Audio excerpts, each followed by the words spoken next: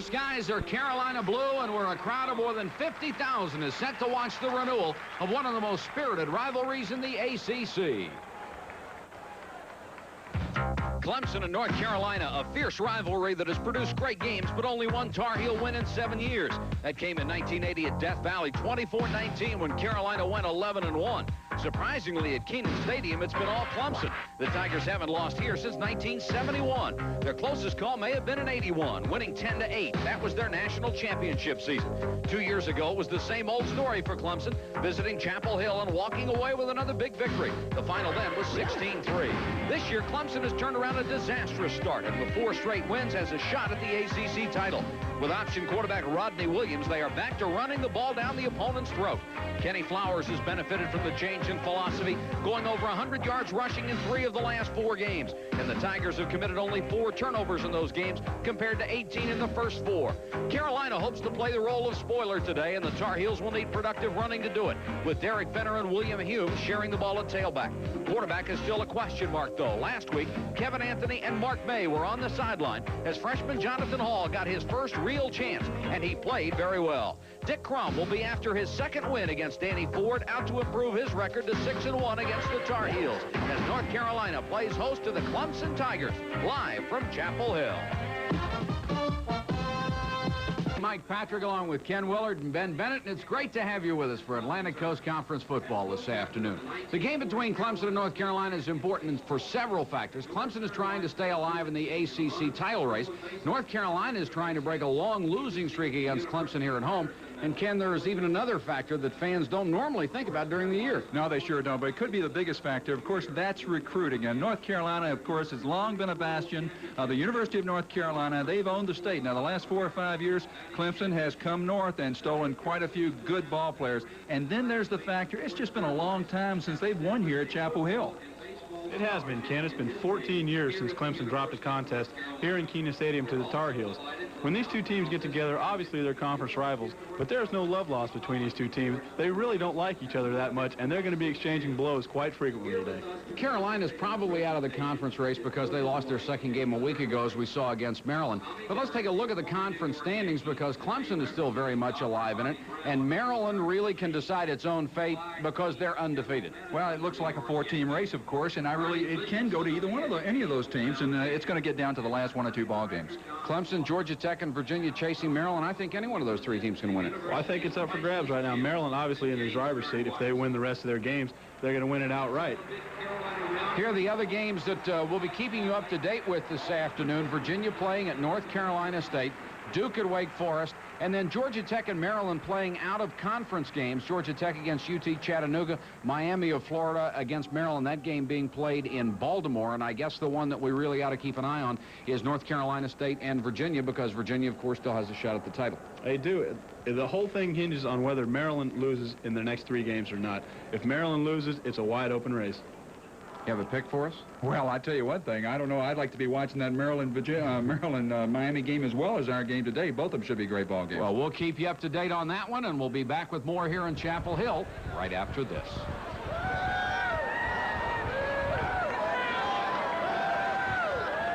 Hill, minutes away from kickoff, and Ben, Dick Crum has had to make a gut-wrenching decision this week in who to start at his quarterback position. Jonathan Hall, the young freshman, or Kevin Anthony, who owns most of the Carolina records. We had a chance to talk with Dick Crum yesterday and ask him about his decision.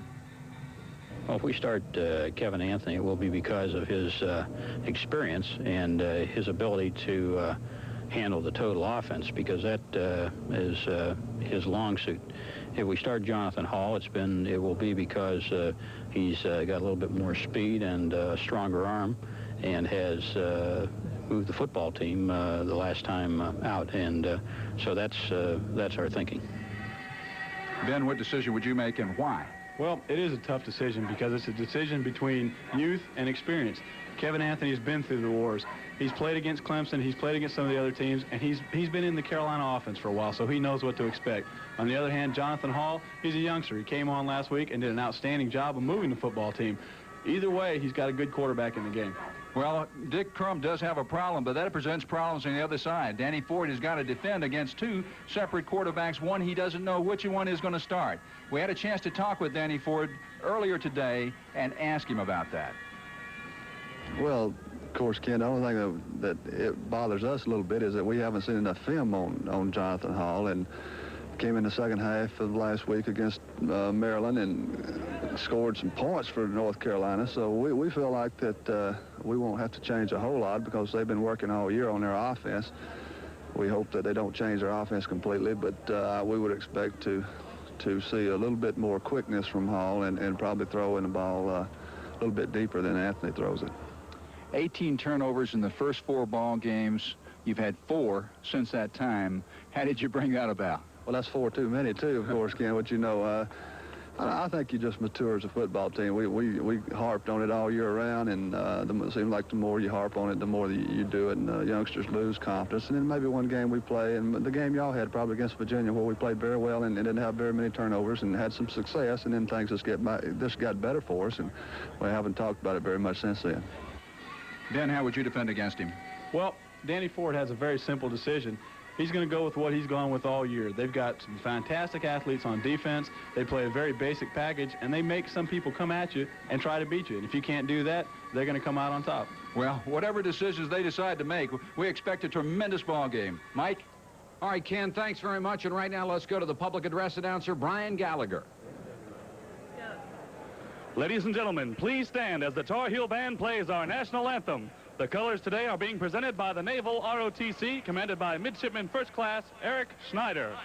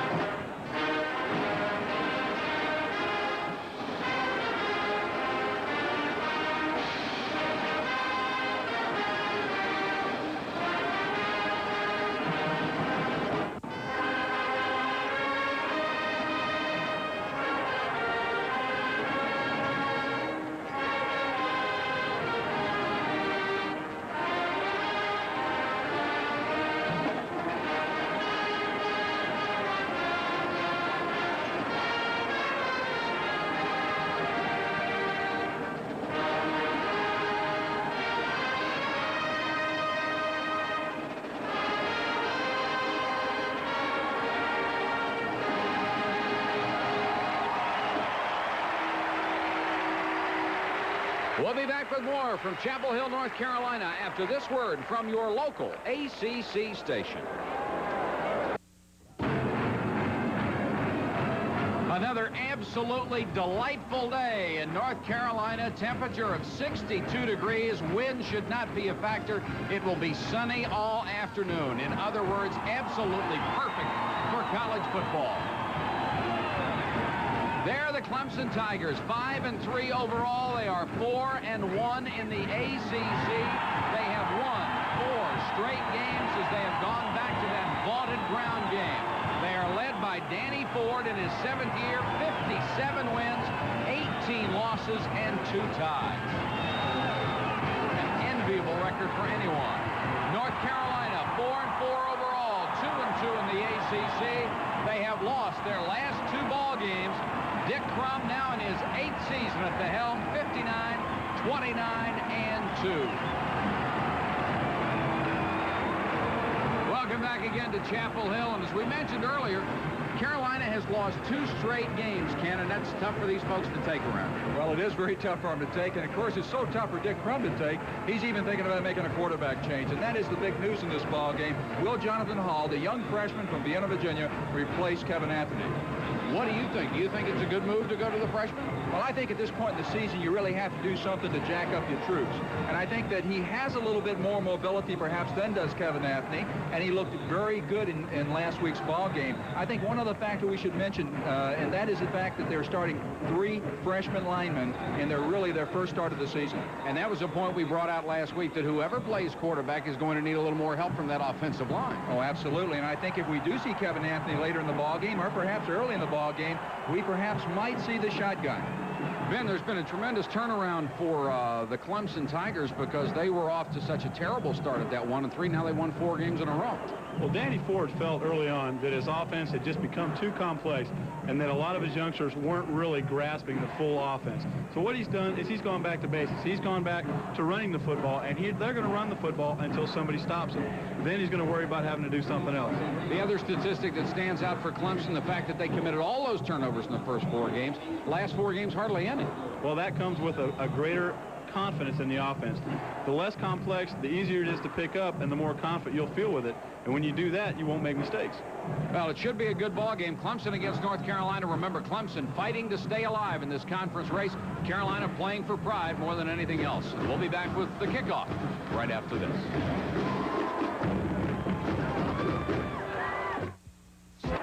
Here's how Clemson will line up on offense with the freshman quarterback Rodney Williams, who is undefeated as a starter. We'll expect to see Stacy Driver starting at tailback, but Kenny Flowers will also be in there, along with a freshman fullback Chris Lancaster. Ray Williams and Rulock are the outstanding wide receivers.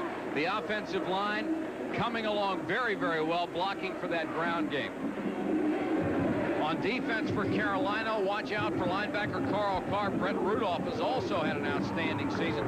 And Noel McCahern will be starting at a defensive end spot in place of Ron Burton.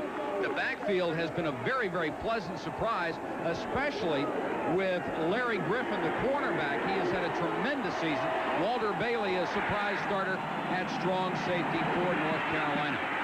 Carolina won the toss. They have decided to take their option in the second half, and Kenny Miller will kick it off for the Tar Heels, and deep to receive for Clemson, Terrence Rulock to the far side, and there is Ray Williams, the all-time leading kickoff man in Clemson history, and they'll try to get him the football, but they won't be too disappointed if Mr. Rulock gets his hands on it. Miller handles all the long kicking chores, the kickoffs and the long field goal attempts. Lee Gliarmis is the other place kicker for Carolina. Set to go from Chapel Hill. Miller floats one toward Ray Williams at the 7-yard line. 21 and no farther. And the tackle made by Eric Starr, number 44 on the Carolina special teams. Rodney Williams completing better than 50% of his passes, but that's not really why he's in there to throw the ball. He's in to run the offense. He runs the option very well, and for a freshman, he doesn't make very many bad decisions, which has been very important as far as turnovers go. They'll send both wide receivers to the top of the screen, and now run one of them off the field. That's Lancaster, the freshman fullback, in motion, and this is Stacy Driver. Gets a couple. Out to the 23, maybe the 24-yard line. Howard Feggins and Tim Goad in on the stop for Carolina. We saw Chris Lancaster early in the year. In fact, in the Virginia ball game, when it really, the Clemson turnaround began, he came in. We didn't even have him listed on our roster, but he came in and he started that ball game, and he's been a fixture ever since. He's only run the ball 8 times. Kenny Flowers will check in at tailback. As you can see, Clemson has a big lead in this series, and they've won the last 4 ball games in the series. Flowers trying to get outside, and Walter Bailey is out there to bring him down at the 26-yard line. Bailey did a nice job, played off a block, and was in on the tackle. Great play by Darrell Johnson that time, and coming up and causing the cutback. Walter Bailey kind of cleaned up on the play. Bailey, Johnson a little shaken up, but nevertheless still in the ball game. It'll be 3rd down, about 5 yards to go. First possession of the ball game. Shelton Boyer, number 3, is into a wide receiver. He's down to the near side as they're out of the eye. Option play and the toss to Driver, and Driver is up to the 33-yard line. He'll have a first down. Feggins and Starr in on the tackle for Carolina, and that is vintage Clemson football. They will really put some pressure on your corners. Of course, Stacy Driver coming into the ball game, 106 carries, 497 yards, only needs 84 yards to pass the 2,000-yard mark in his career at Clemson. Tremendous runner.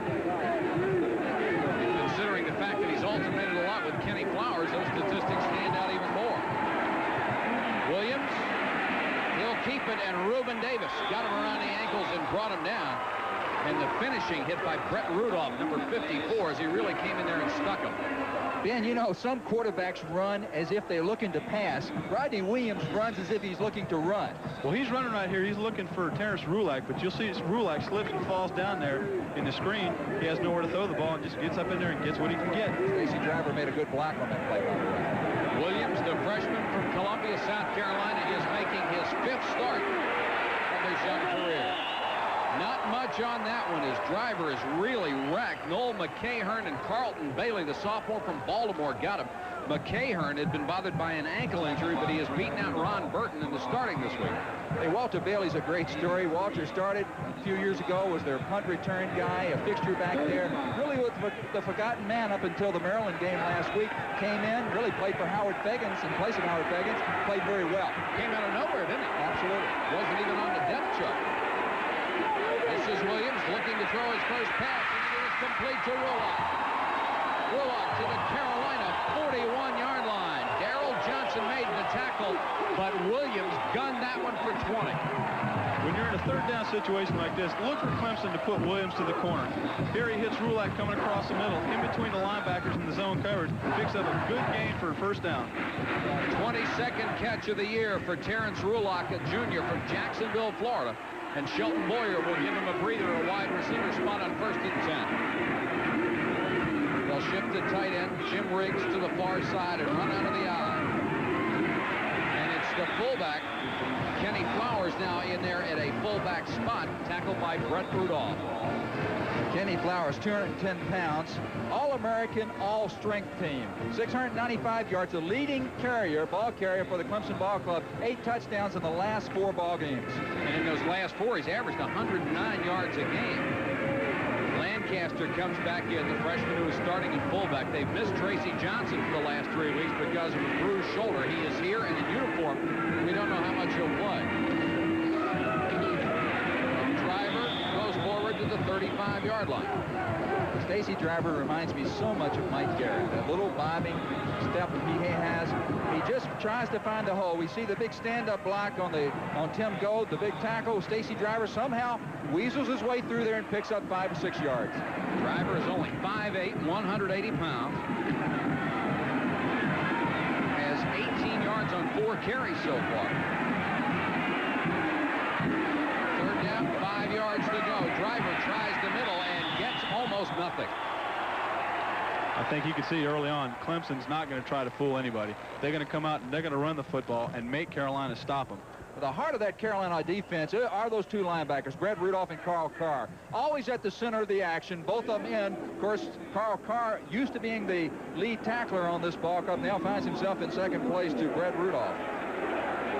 It's going to be 4th down and about 2 yards to go. The ball spotted at the 34, and it looks like Williams is going to call timeout and go over and talk to the coaching staff on the sideline.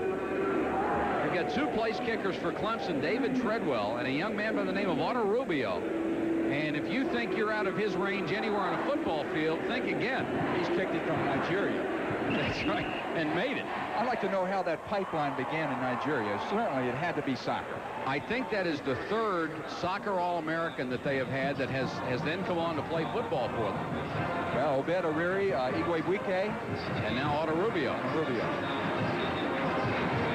Haven't got too many guys named Jones out of there, have they? No. Clemson's won the last 4, of course, in this series. Last Carolina win was here in 1980, but that was at Clemson. They haven't won here since 1971. That's an amazing statistic. It really is. You know, how a team can consistently come into the other team's field and walk away with a victory, and they've all been pretty close games. Clemson has made its decision. The Tigers will go for it on 4th and 2.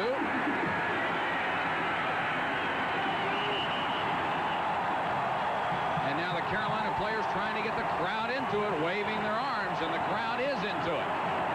Look for Clemson to come with the down-the-line option here, giving Williams a chance to either turn it up for the 1st down or pitch to the tailback. Lancaster's the fullback, and this is Driver. He wants to throw it. And he may need a little more work at quarterback. He looked like me. That's the worst pass I've seen in the history of football.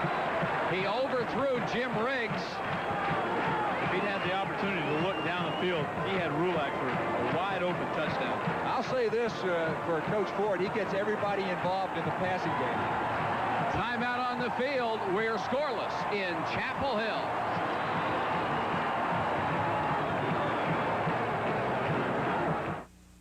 Dick Crum has made his decision. It will be the freshman Jonathan Hall at quarterback. Humes will start at the tailback spot. Franklin, Streeter, and Winfield are the receivers on the offensive unit. Three of these players, Incorminius, Garnica, and Steinbacher, are making their first start of their college careers along that offensive line. Clemson's defense, Michael Perry and Earl at the other defensive end. He is replacing Terrence Mack. Mack may be able to play some. Clemson had already lost Steve Berlin, their outstanding defensive lineman. And the backfield has a great linebacker in Henry Walls.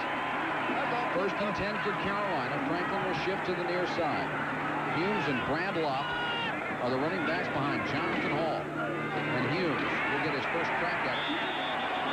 Still on his feet and driving forward, but they will mark his forward progress back at about the 36-yard line. Well, really, it's insignificant whether they blew that whistle or not. I think it's great that he gets a chance to get in there, and he proves to himself that he has a little leg drive. Remember, he had arthroscopic surgery about 5 weeks ago. Ben, Jonathan Hall, I can't emphasize enough how much I thought of him, his performance last week in the second half against Maryland. He came in under the gun against a very strong Maryland team that performed very well. Second down, 8 yards to go. Ball at the Carolina 36, scoreless early in the first quarter. And Franklin got about a two-step start. It was a good start. You don't want to waste the blow once you jump off, but quite frankly, Arnold Franklin has not had the year they had hoped he'd had. Billed as a potential All-American candidate, and quite frankly, has not played well. Only caught 13 passes this season. Well, he was bothered by an ankle injury for one thing. Was. And that was a problem he's had, but nevertheless had an off year. Illegal procedure, offense, second down. Ben, what would you do starting Jonathan Hall? What kind of offense would you put in that first series for him? Well, you've got to be somewhat conservative to give him a chance to get his feet underneath him and gain a little confidence. Once you get momentum going, you can open it up. Clemson should help him out because they don't play a lot of coverage.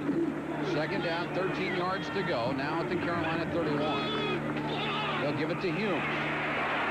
And Humes will lose a yard, and Clemson was all over the place. Dwayne Meadows out of Spartanburg, 250-pound sophomore, made the last stop, but he was the fifth man in the backfield. Here we go, student body, the old Redskin play. Now, William Humes kind of evades this first wave, but Steve Steinbacher is down there on the field. If he could have gotten him out of the way, he might have at least gotten back to the line of scrimmage, but good play on that Clemson defense. Eric Lewis will check into the wide receiver spot for Carolina. He and Winfield, along with Streeter, so they'll go with 3 wide receivers on 3rd and long.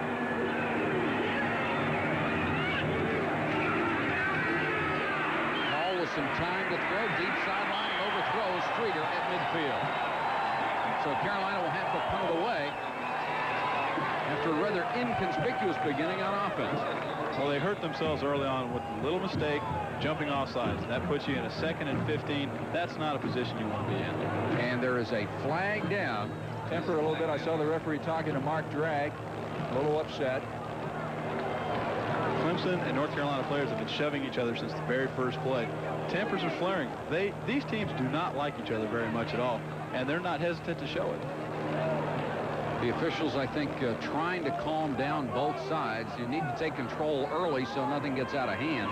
And now they'll go over and talk to both coaches and tell him exactly what's going on. Well, that was a block, illegal block, but you would think Clemson would not really dislike North Carolina with as much success as they've had against them.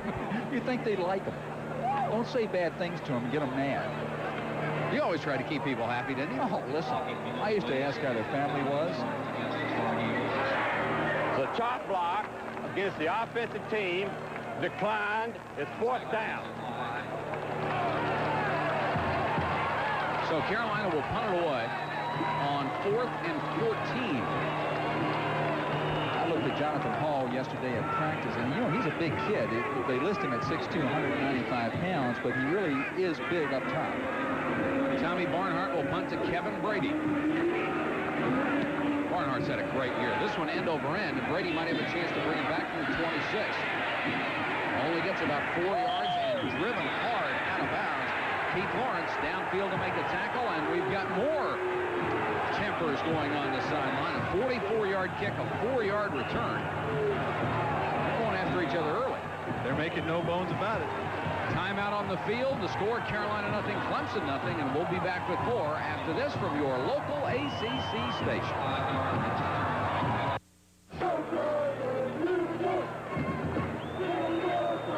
Rodney Williams, the freshman quarterback. Both teams have had a possession and not been able to do anything. All those numbers for Rodney Williams are career highs, and he got them all last week. Completions, attempts, and yardage.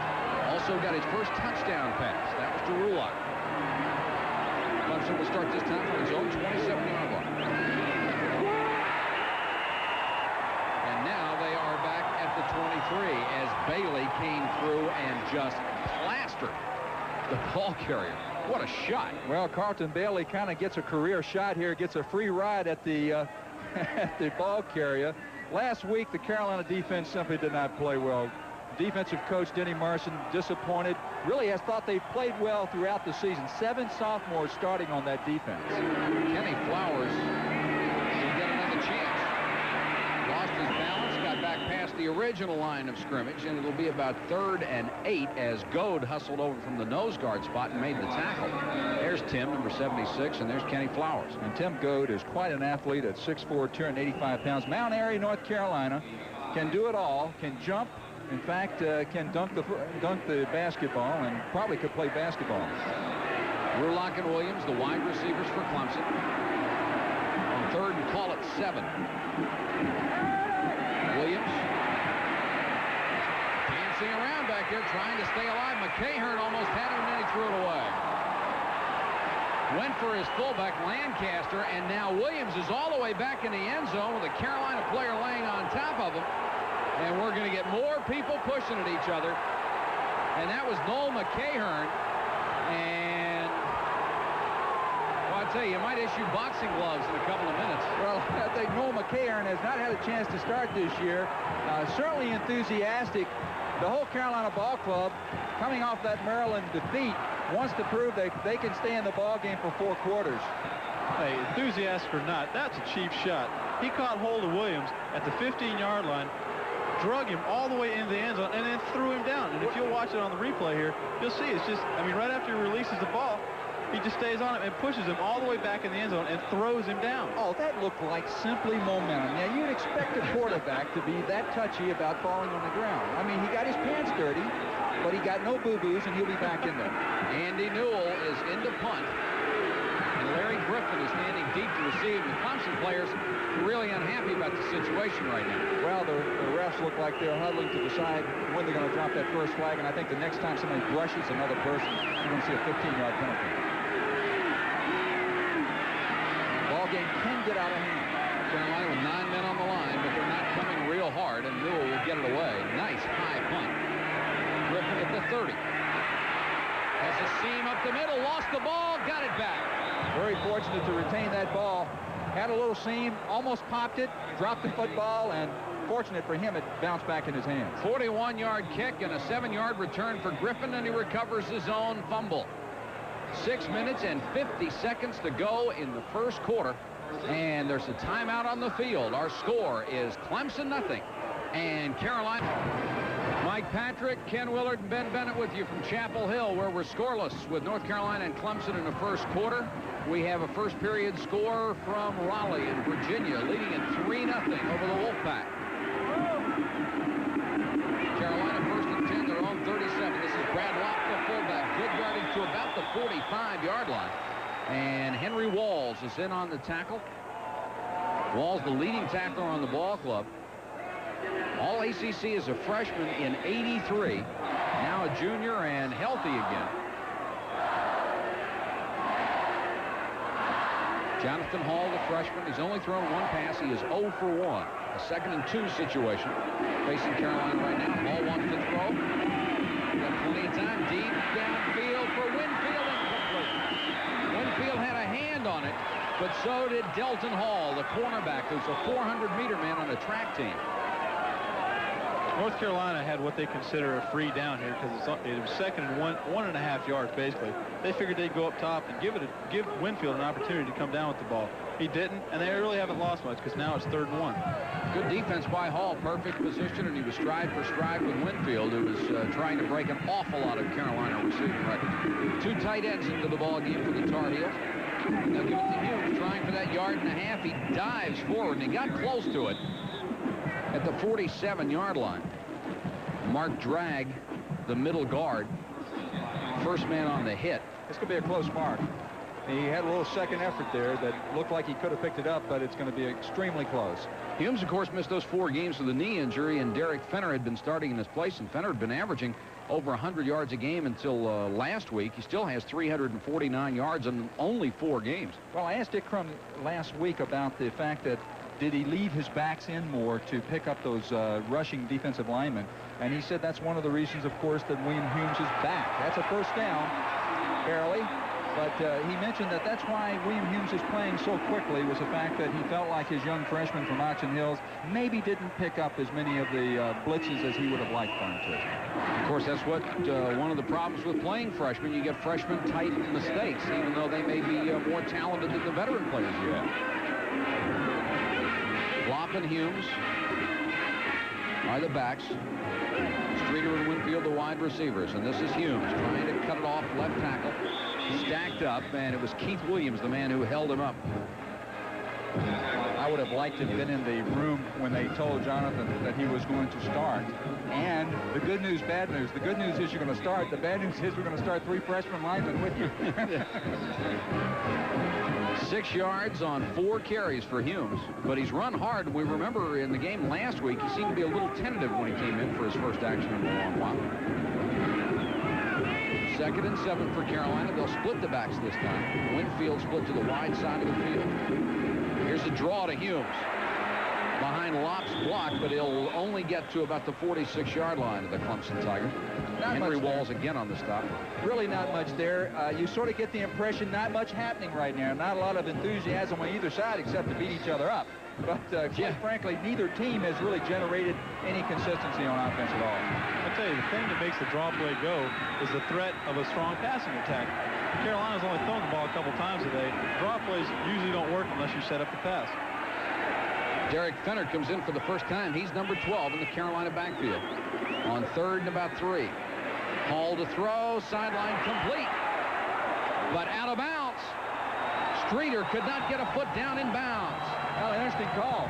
Did he get kicked out right before he caught the ball, or was he forced out? There is a flag down on the play, and here's the replay. But see, this is just a basic 12-yard out pattern. He hangs it up pretty high, and you can see he came down out of bounds with it. He was out all the way. Wouldn't have made any difference. I believe it was a penalty against North Carolina.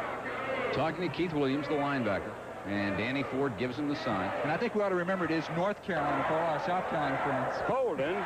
Offense is declined. It's 4th down. For some of us up this way have a tendency to call North Carolina, Carolina. And, of course, our South Carolina friends, their Carolina is the University of South Carolina. That's true. That's true. Then there's North Carolina State. North Carolina Central, North Carolina A&T, UNC Charlotte, UNC Greensboro. I'm confused enough. Let's not overdo this. 46-yard line, and North Carolina will punt with Barnhart. Barnhart looked like he might have wanted to throw that thing, or at least fake it, and he hung it up beautifully, and they've got a chance. Goes into the end zone. The official did a good job there. He threw his hat where it looked like the ball was going to be down, and then another player kicked it into the end zone for the touchback. Rodney Curtis almost got that punt, too. No score, first quarter, 4 minutes and 23 seconds left. We'll be back after this.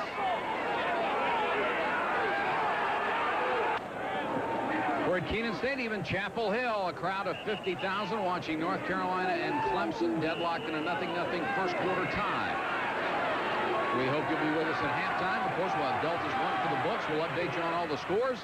And we'll take a look at a refrigerator turn running back. I guess who that is. Williams off the option to Rolock. Rolock to the 35-yard line. That's a dangerous play off that option. It gives you a lot of things to do. You can see this is going to be a successful play because Clemson runs the ball, runs the option so well.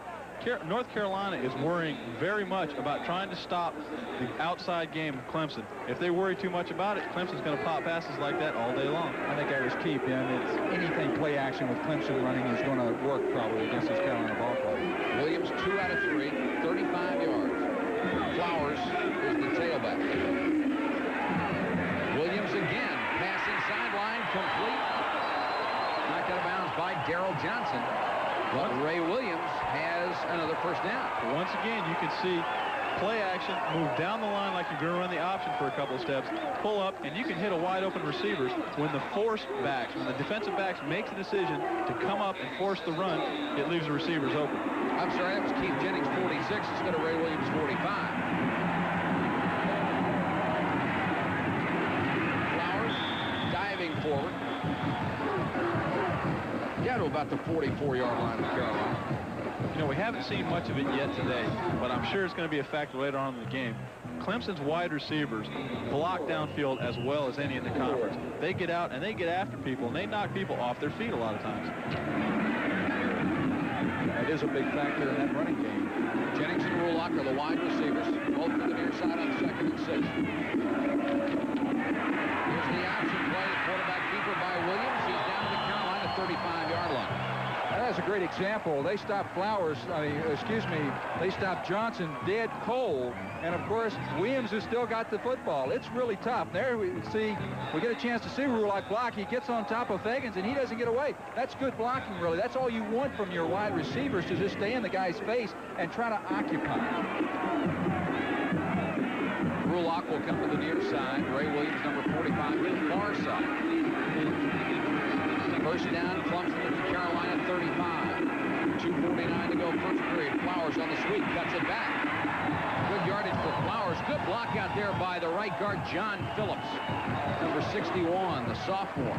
When you have a team that's as quick in the backfield as Clemson is, it's very important to pursue, but not to over-pursue, because if you're trying so hard to get out there and beat him to the sidelines, if he cuts back, you can lose your feet. He can go for a long distance. Flowers, 18 yards on 6 carries. 3rd in the ACC this year. Jennings is back into the wide receiver. He's alternating with Williams. 2nd down, 2 yards to go. Flowers hit the backfield and dropped, and it's Davis with a nice play. The sophomore from Greensboro got 283 pounds through a crack in the line and made the stop. Well, Norris Davis gets a lot of credit for this play, because he comes up, and there you see him taking a dive in there, allowing Reuben Davis a chance to put that 280 pounds right on top of that ball carrier. North Carolina elected to blitz. Once Clemson starts to penetrate the 25, 30-yard area in Carolina's backyard, they're going to have to try and make something happen. Don't be surprised if we see a blitz here, too. They lost 2 yards on that, so it's 3rd and 4. Another option play. Williams, nobody to pitch it to. And Carolina defends that one beautifully, and he stopped at the 30-yard line. Once again, North Carolina came with the blitz. When you cover the pitch, man, the quarterback has to keep it. Well, they sure does. And, of course, North Carolina does a great job of protecting their 2 linebackers, trying to get them in. They try to stack their people so you don't get a clear shot up. Fred Rudolph did a good job that time of getting around and making the play. They'll try a field goal with David Treadwell. Down near the 36-yard line, so it will be, or 37, so it's a 47-yard attempt. Treadwell is at 9 out of 14. His longest is 40. And it's wide. He had enough distance on it, but had it wide right.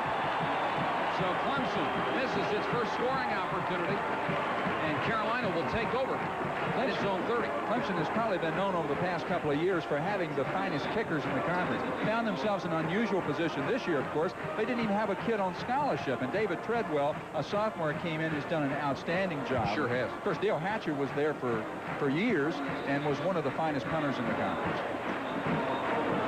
Carolina trying to get something started on offense with 56 seconds to go. First quarter. It's 0-0. Humes is back in the tailback behind Brad Lott. And they'll give it to Humes. Humes trying to cut it outside. Took a shot as he got to the 35-yard line. Michael Perry out there on coverage. North Carolina runs this play 5, 6, 7 times a game. What they try to do is get the linebackers to flow with the initial fake to the left and then as they move back, the pulling guards can contain the linebackers, letting Humes get outside. Well, it's always a solid play. If you've got a good running back, and again, someone who can run that football, you're always safe in stretching that defense out. Picked up about 8 yards on that play. 2nd and 2, and Hall again wants to throw. Michael Dean Perry chasing him, but he gets away and completes the pass to Winfield, who is whipped down. Well, he took a shot in the head on that one. You'll see North Carolina trying to get Hall on the outside, giving him the option to either throw or, if nothing's there, run the football. Comes back, picks up his receiver, puts it right in his hands, and watch the shot right here. Boom. Delton Hall just took him around the neck and spun him. First down, North Carolina. Their own 47-yard line. And they will not get the play off, and a very rapid first quarter comes to an end. Hall coming off the field. This is the first sign of offense for North Carolina. Timeout on the field, end of the first period. Clemson nothing, North Carolina nothing, and we'll be back with more from Chapel Hill right after this.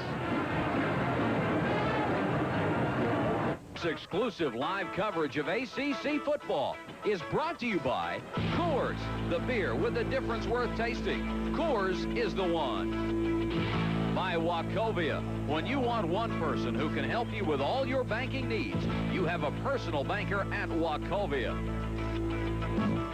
By Delta, the airline of ACC country. Delta gets you there. By Nissan and your local Nissan dealers. Builders of quality cars for over 50 years. For quality and value, the name is Nissan. By Amoco, premium lead-free. Amoco, your car knows. And by the Jefferson Pilot Companies, helping to put a brighter face on the future. Set to start the second quarter, and we are scoreless from Chapel Hill. Clemson has threatened but missed on a field goal. Earl Winfield has just become the 3rd leading receiver in North Carolina history with his 98th catch, and he set another school record with that one. He has now caught at least one pass in 20 straight games. Only needs 9 more to break the all-time record. 1st and 10, North Carolina, their own 47-yard line. Jonathan Hall, a freshman quarterback, pitches to Humes. Humes with a seam, 40. 37-yard line. Raymond Chavis had to chase him down from his left tackle spot. Gets a good block here from Arnold Franklin, his tight end, and Steve Steinbacher, who gets out in front of him. But William Humes, looking like he's back in midseason form, makes a little jump there and turns it upfield. Finally brought down by A.J. Johnson. 16 yards for Humes. The ball spotted at the 38-yard line. Carolina on the move for the first time out of the eye. Here comes the end around. It's Streeter. And Michael Dean Perry stayed home and made the stop. Got a late flag here. I believe it's a clip on Winfield. Completely unnecessary clip, by the way. Well, you got to wonder why North Carolina is trying a reverse this early in the game. They haven't even established their sweep or the option game yet, which is what makes the reverse go. When the defense starts pursuing real hard to try and take something away, the reverse is usually a big play. This early on in the game, you can't expect it to be a factor. That's a good point. Clips seemed to come very late in the play. Streeter wasn't going anywhere anyhow. Of course, by now, the opposing teams have seen so many reverses that North Carolina runs that they're not really fooled. Almost every wide receiver on this ball club has run a reverse at one time or another. Clipping.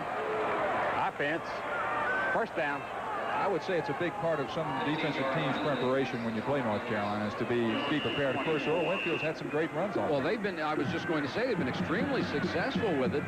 Winfield has carried the ball 3 times for 60 yards. Streeter has carried it twice for 15. There we go, burning a timeout. I hate to see that. Jonathan Hall will come to the sideline to talk to Dick Crum on a 1st and 24 situation as they marked off the 15-yard clipping penalty from the spot of the foul. Well, I think he thought time was running out. I like to see a quarterback call an audible, get out of a play, run something secure if he's not sure of it rather than burn a timeout. I don't know. What does the coach say to you, Ben, about calling a timeout? Well, it depends on how important that timeout is later on in the game. when a young kid gets in there at quarterback, many times you can have a mix-up in the signals, you can not have the right personnel in there, or you can just not understand what it is the coach is trying to call. When that happens, usually you feel like you have to use a timeout to get everybody back on the same page. Oh, did you ever have anybody fuss at you for calling? Oh, never. No one ever fussed at me my whole career. Oh, I'm sure. For anything. But I'm serious. Did they get on you when you did call a timeout in a crucial game? If it's a silly mistake, if it's a mistake that you should have been prepared for, yes, they'll get a little upset. But if it's something you have no control over, hey, you got to call a timeout and find out what's going on. Notre Dame leading Ole Miss first quarter, 3-0. Jerry Faust may have it turned around at Notre Dame. I don't know if he turned it around quick enough. I don't know either. Hall will bring them out on first, and now the scoreboard says 27 yards to go from their own 44. Routine call. Clemson showing blitz. Hall with a long signal count, and they come with a blitz as Locke tries to get outside and doesn't have a chance, and he's brought down by Henry Walls. Now that was a run blitz. You know, that's such an interesting call. North Carolina is already in a terrible position. They're 1st and 27. When you blitz to take somebody out of a good play and put them in a bad play.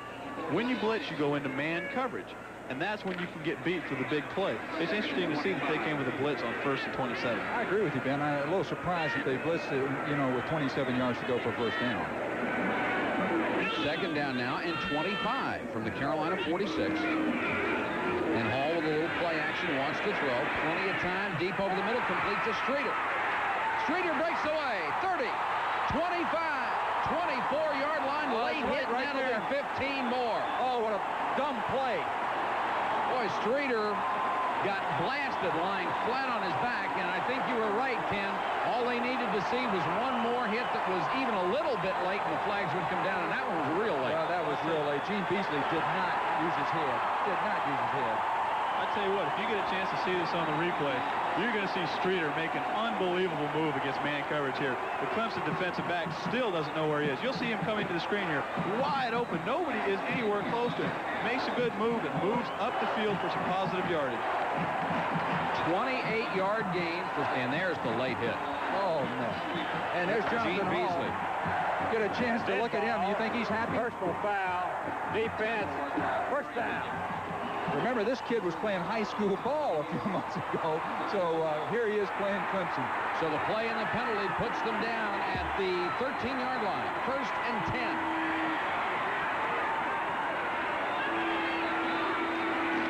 They'll give it to Brad Locke.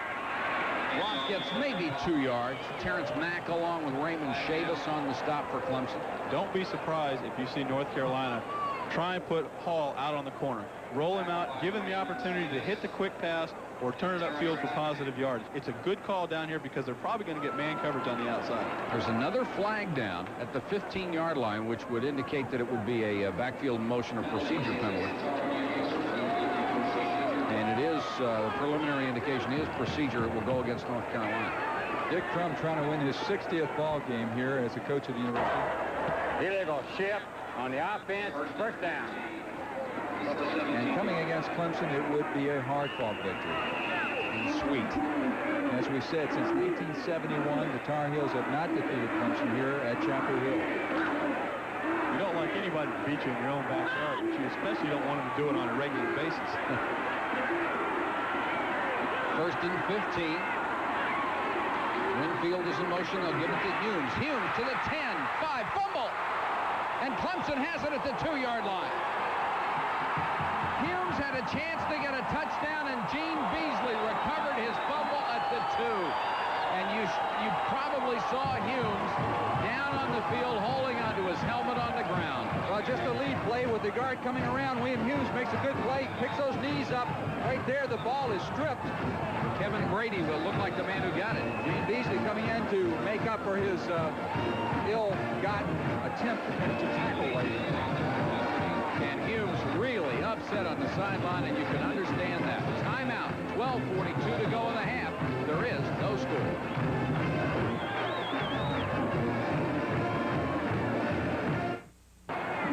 0-0, second quarter, and Clemson has dodged a bullet as Carolina fumbles at the 2, recovered at the 1 by Clemson. And here's what Clemson has done in the turnover department, what's happened with them. And look at that, 35-1-1 when they have fewer turnovers than the opposition.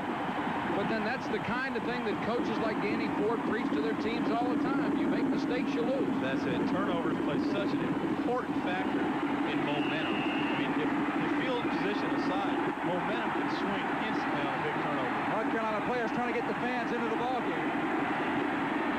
And Clemson just trying to get some running room, forcing it out to about the 3-yard line. Mike, I stayed with William Humes as he came off the field after that fumble, and I was just amazed at the way the Carolina players reacted, because they're in mass. They came over to him and hugged him and put their arms on him, and I think is just a tremendous outpouring of sympathy for him coming back and getting in that situation.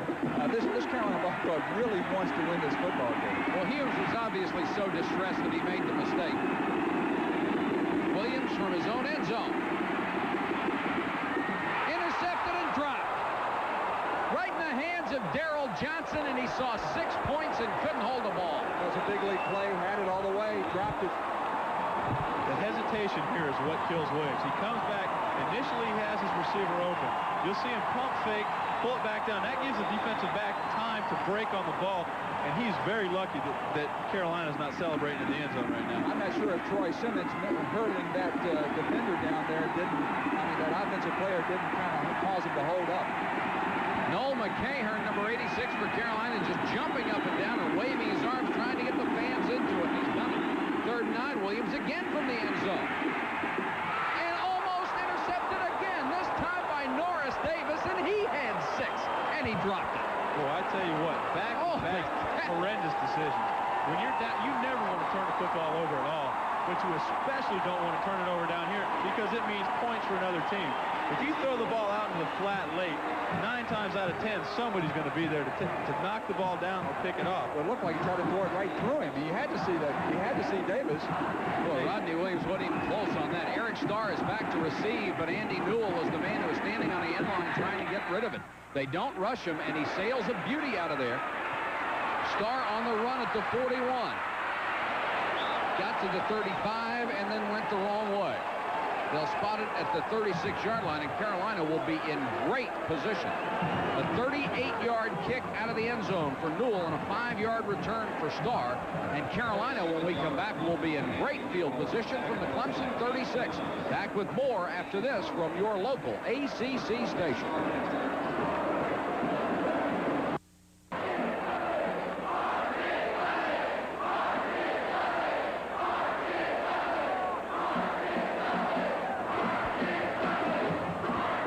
Have 11 minutes and 51 seconds to go first half. We're scoreless. Clemson and Carolina from Chapel Hill. Coming up at halftime, we hope you'll stay with us. We'll have our Delta One for the book segment, our Jefferson Pilot scoreboard. And I think you'll find a very interesting story on William Perry, the refrigerator. First down for North Carolina. They'll give it to Humes, the leading ball carrier so far, and Humes cracks it up the middle. 15, 10, 5, touchdown. You think he's hurt? You think he's injured? Look at that Carolina ball club. They're excited. Again, 5 weeks off of knee surgery. Not bad. Well, you have to feel so good for William Humes after he had fumbled at the 2. They might have hurt his knee jumping on him. I never have understood why they jump on kids. Humes now with 83 yards on 9 carries and that touchdown. And Carolina goes up by 6. That's how quickly you can go from utter despair to joy in this game. I tell you, 2 important things to note on that play. One, after William Humes had fumbled, they gave the football right back to him, and he responded. That's got to make him feel good. But number 2, and most importantly, North Carolina is fired up. The whole team is jumping up and down, and they're excited about having the opportunity to beat Clemson here for the first time in 14 years. Nothing unusual about the play, just great running by William Humes. He hits up in the middle and gets a great block from Jeff Garnica, and once he gets near the end zone, he gets that leg off the ground. I don't know which leg it was that he hurt. I'll tell you what, neither one of them hurts right now, not after that run. 11:43 to go in the first half from Chapel Hill. It's North Carolina 7 and Clemson nothing. 7-0 North Carolina after William Humes went 36 yards for a touchdown. That is the longest run from scrimmage for a Carolina player this year, and it couldn't have come at a better time after Carolina had fumbled the ball at the 2-yard line and then dropped 2 possible interceptions, either one of which could have been touchdowns. Williams made a couple of bad decisions right in a row. They were very lucky that they came out of that able to go to a 4th down and be able to punt the football. Now, it was said earlier, that is his longest run of the season. And, of course, William Humes really not thought of to be the latest in the long line of great Carolina running backs. A lot of people thought coming into this ball game that he really was not up to the standards set by the Ethan Hortons, etc. But William Humes has proven his critics wrong and certainly running as if he's in midseason. And really, at 6 feet 190, he is not out of that mold of Carolina tailbacks, much bigger guys like Fenner. That's exactly right. Rulock and Williams are deep to receive. But I think he's proven he's tough. Anybody that can come back from knee surgery, regardless of whether it's a arthrotomy or arthroscopic surgery, has got to be pretty tough. And he's an excellent receiver, too. Williams, 3 yards deep in the end zone. He'll bring it out. Reverse. Kenny Flowers. And he can move. 2 cutbacks to midfield. Oh, what a play by the Tigers. There's a couple of late hits down here, and Kenny Miller got hit. Boy, that could sure go a long way to taking some of the wind out of Carolina's sails. It'll take a little starch out of you. Of course, the Carolina Ball Club now is fired up. They come down there, and Ray Williams hands it right off immediately to Kenny Flowers, who can get out in flat motor. And Danny Burmeister, number 19, I watched him coming down there. His eyes must have been as big as his helmet when he saw that reverse coming because he had to get back. But tremendous catch-up work there by number 38, Jim Yawk. They'll give it to Flowers. Flowers gets about 3, shoved back. Carl Carr. Jim Yawk, the son of Ray Yawk, the coach, the old coach of the Washington Federals. Oh, the old Washington Federals. Oh, the old Washington. He's not the old coach. Believe me, Ray Yawk can still coach. Flowers. Yeah, but Ray. they couldn't play. That's right. Excuse me, Ray. Flags down. Another one. On that return, Flowers made just a fantastic individual effort. He broke 6 tackles on his way to moving into Carolina territory. Well, you know, Danny Ford told me today when I talked to him earlier that he really was impressed with Kenny Flowers. You know, and for him to even say that must have been a tremendous statement, or says something about Kenny Flowers. You know, it's kind of important to note here, that was a very good coaching call on Danny Ford's part. They got a dead ball, personal foul against the offense, a dead ball, personal foul against the defense. Is offsetting fouls. It's 1st down. Well, that's why we didn't have the double mark-off. You know, last week when we had the double mark-off, one of them happened during the play, the other one happened after the play. I really don't know what difference that makes. I don't either. They marked It was fun to watch, though, wasn't it? I thought it was kind of The official walks 15 yards one way and turns around and walks 15 yards the other way. Well, they're on a fitness program. 2nd down. About 8 yards to go for the Tigers, who have gotten into North Carolina territory at the 48-yard line. Williams and his receiver slipped down. That was Ray Williams over there on the sideline. And Rodney Williams has had a rather tough time in the first half. You know, nothing bad came out of that play except for the fact that it's 2nd and 10. But if you look at what he did, he turned his back on the defense, and after 3 steps just turned and slung it out there, hoping his receiver would be there. That's not the kind of decisions that you want to make early in a ball game. I'm not sure Ray Williams would have been there to make that reception had he stayed on his feet. Rodney Williams is now 3 out of 7, and it's 3rd and 8 for Clemson. Wants to roll to the left. Turns back and throws complete over the middle. Clemson down to about the 32-yard line as Terrence Flagler, the junior out of Jacksonville, Florida, comes in and makes the grab, and they've got a 1st down. Clemson doing what it's done all day. They're trying to roll, trying to put Williams on the outside. They bring the running back underneath the coverage, hoping that they'll run past him and allow him to pick up some big yards. It works. They pick up the 1st down, and they're moving towards the end zone. Now, Ben, they're forcing Rodney Williams with this play calling to roll left a lot and forcing him to throw back across his body over the middle. Well, you want to roll. When you roll and try and put somebody on the corner, you want to roll to the wide side. It just so happens that the left has always been the wide side. This time they'll pitch it to Driver. And Driver is dragged down by Mike Johnson after maybe a yard to the 32. Again, that Carolina defense anchored by those two big linebackers, Brett Rudolph and Carl Carr. Carl Carr gets in there to get a little piece of it, but the real play there was made by Antonio Goss, who got up there and took the block of that oncoming guard. And there's 94, Mike Johnson, the man who made the stop. 2nd and 9 for Clemson. They've had one scoring threat, but missed a field goal. Williams on the option makes a nice move inside the 25 to about the 24. You'll see this is just a simple down-the-line option. North Carolina is supposed to have somebody to take the quarterback and somebody to take the pitch man. You can see he makes a good move up inside, and the man that's assigned to the quarterback misses his tackle. He overran it, didn't make the tackle, picked up 8 yards. Man, did you run the option much? Listen, you're talking about somebody whose feet are set in cement. We didn't ever run the option. I understood that you run it. The time was by sundown. Look at that score. 3rd and a yard, they're trying to go for it, and it's very, very close. And the play started just about the time we were showing you that score. North Carolina State leading Virginia 17-3. Tom Reed couldn't be more embattled than he is in his position at NC State. Fighting back, there's that score again, 17-3 in the 2nd quarter. And he's doing a tremendous job. I had a chance to talk with Coach Reed over there when we did the North Carolina State-Carolina game, and still has a lot of confidence. Short by inches. 4th and that much for Clemson. You have any doubt? I think they're going for it. When you have as powerful an offensive line and as good a running backs as Clemson does, you have to have confidence in the fact that you can pick up 3 or 4 inches on any given play. They've got Rod Quick, number 36, in the ball game at a fullback. And now they've got number 49, Chris Lancaster, also in at fullback. And they'll put Quick on the wing. It's a quarterback sneak, and it looks like he got enough yardage, but they'll measure between the 22 and the 23. No question about it. However, you can never be too sure when a referee has the privilege of marking where he wants to.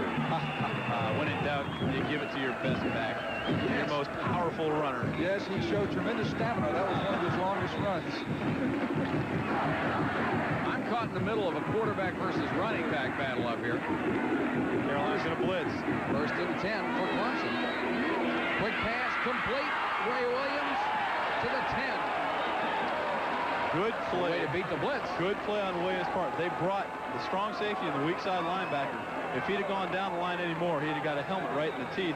But instead, he pulls up real quickly and hits his receiver. Nice job by Williams. Well, Williams had a chance to even juggle the football and hold on to it. He's a junior from Fayetteville.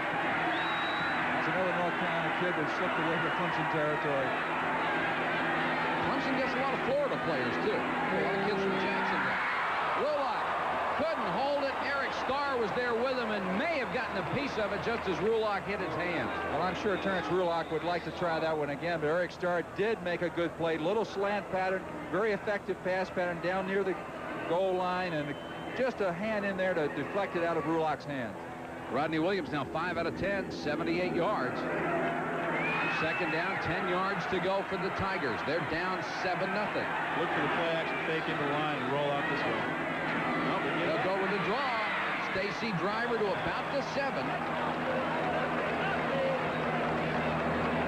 You know, if you score on that 1st and 10, you really say that's a great call. But when you don't score and you come back second and 10 that close, now you got one shot at it, and you're going to walk away settling for 3. You got the ball down there by keeping it mixed up and really running the football primarily. 3rd down, 6 yards to go. We only have 8:05 to go in the 1st half. I predicted it last play. Maybe it'll come about this play. I think you might be right this time. Instead, they'll go to the short side. Quarterback keeper, but only to the 5. So it's going to be 4th and long. Good defense there. Mike Johnson on the stop and Reuben Davis for North Carolina. I think that was a run all the way. I don't think he had any intention to throw the football. He'll get out on the corner. Treadwell will come on now, 9 out of 15 on the year. 6 feet, 165 pounds sophomore. And they'll try a 22-yard field goal. Clemson doesn't come away with 3 points here. North Carolina will go berserk. It's 7-0 right now. Well, he almost missed it. He did miss it. It's wide. He missed the ball. He almost kicked the ground. David Treadwell, not happy with himself, of course, has had a good year. He missed the first one, but it was a long attempt. This is the kind that was well within his range. And you can tell Danny Ford not happy on the Clemson sideline.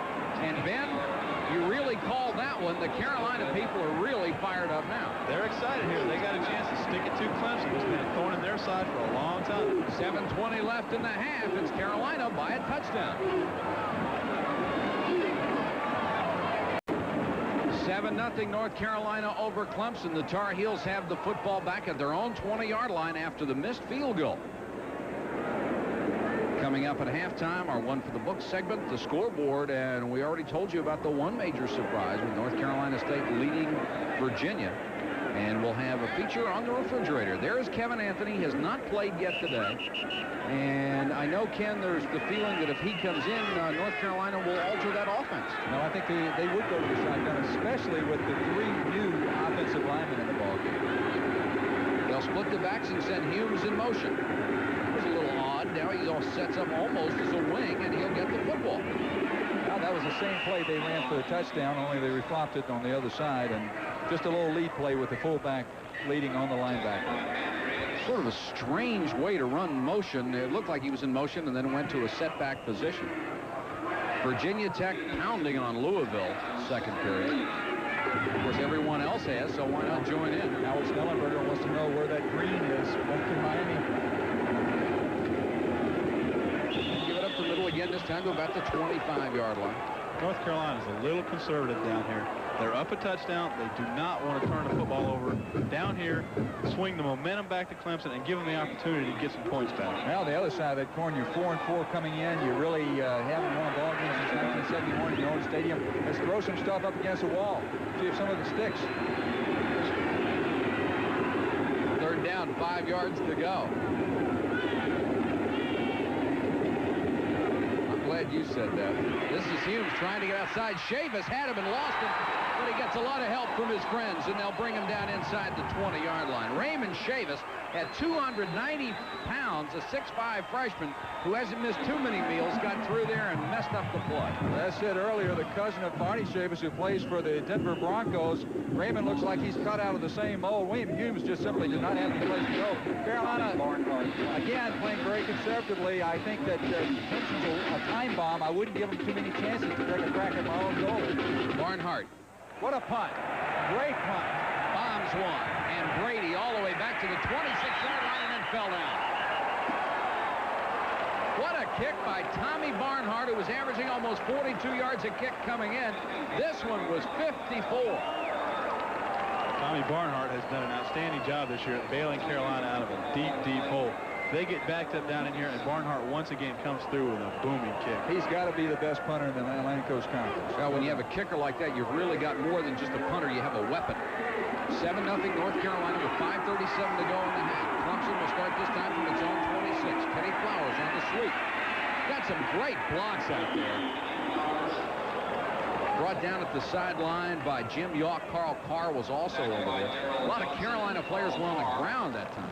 Well, when you run a sweep, the best thing you can do is to get outside. North Carolina's trying to string it out here, but their players are getting hooked, allowing Flowers to turn the corner and turn upfield for positive yardage. You get that 210 pounds turned upfield, he could deliver a blow, too. Second down, 3 yards to go. Flowers is the junior from Daytona Beach.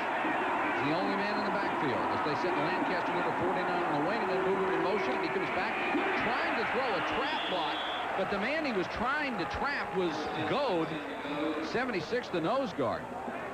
And he missed him. You can see that a lot of times. Of course, in the professional football, they'll use a tight end. He tries to trap Timmy Goad right there, misses the block, and, of course, everything shuts down at that point. I think linemen get the feeling when they get in the backfield that easily that somebody is coming from somewhere. You start hearing, uh-oh. Third down, 2 yards to go for the Tigers from their 35. Flowers trying to get outside, and he's got the first down. Good effort as Johnson drove him out of bounds from the free safety spot, but Flowers just kept fighting and had enough forward momentum to get the first down. Very little there for Kenny Flowers, but pure raw force and speed gets him outside. 4.5, 4.4, 40, and he can move it. Had 141 yards a week ago against Wake Forest. That's his career high. So far today, gain of 3 to the 38. Flowers with 11 carries and 27 yards. Rodney Williams in trouble. Brett Rudolph had him at the 31-yard line. Well, that's pretty good athletic ability. Jump up and then grab him. That's it. That's a good way to stop this play. They've hit this 3 or 4 times early where they fake the option to stand up and pop the receivers real quick, get somebody in the quarterback's face, and that'll take care of that real quick. Boy, that was a good play by Rudolph. Got to come down and then have mind enough and ability enough to grab hold of the quarterback. I don't think Rodney Williams is quite the threat that Mike Eppley was running the football at. Tracy Johnson, number 42, comes in at fullback. He's missed 3 games with a bruised shoulder. And Flowers at tailback. Rodney Williams to throw over the middle, complete to Johnson. And Johnson hit immediately by Carr. Rudolph was also back there on coverage, but they'll get him out to about the 43-yard line. Williams has started to do something that is going to get him in trouble sooner or later. He's coming back, he's setting up, but as he delivers the ball, he's delivering off his back foot, falling away. That takes some steam off the ball, and even though you feel like you're throwing it as hard as you normally would, the ball's not traveling as quickly as you think it is. We just mentioned last week Stan Gelbaugh was doing the same thing, and I was just going to bring it to your attention, Ben. Third down, about 4. They'll give it to Johnson, the fullback. He's got the first down and more. Johnson to the Carolina 37-yard line where Eric Starr had to drag him down. And I had a chance earlier in the week to talk to Doug Walker, who helps with the defensive line. And he said the one thing that they want to stop Clemson from doing is popping the big run here. They don't want to over-pursue, they don't want to miss tackles, and they don't want to give the Clemson running backs a chance to get into the North Carolina secondary. Well, you saw a missed tackle there by Howard Fagans, but they had angle blocks on that whole defense. And Tracy Johnson doing a good job of popping him outside a little bit. First and 10, Clemson. North Carolina 36.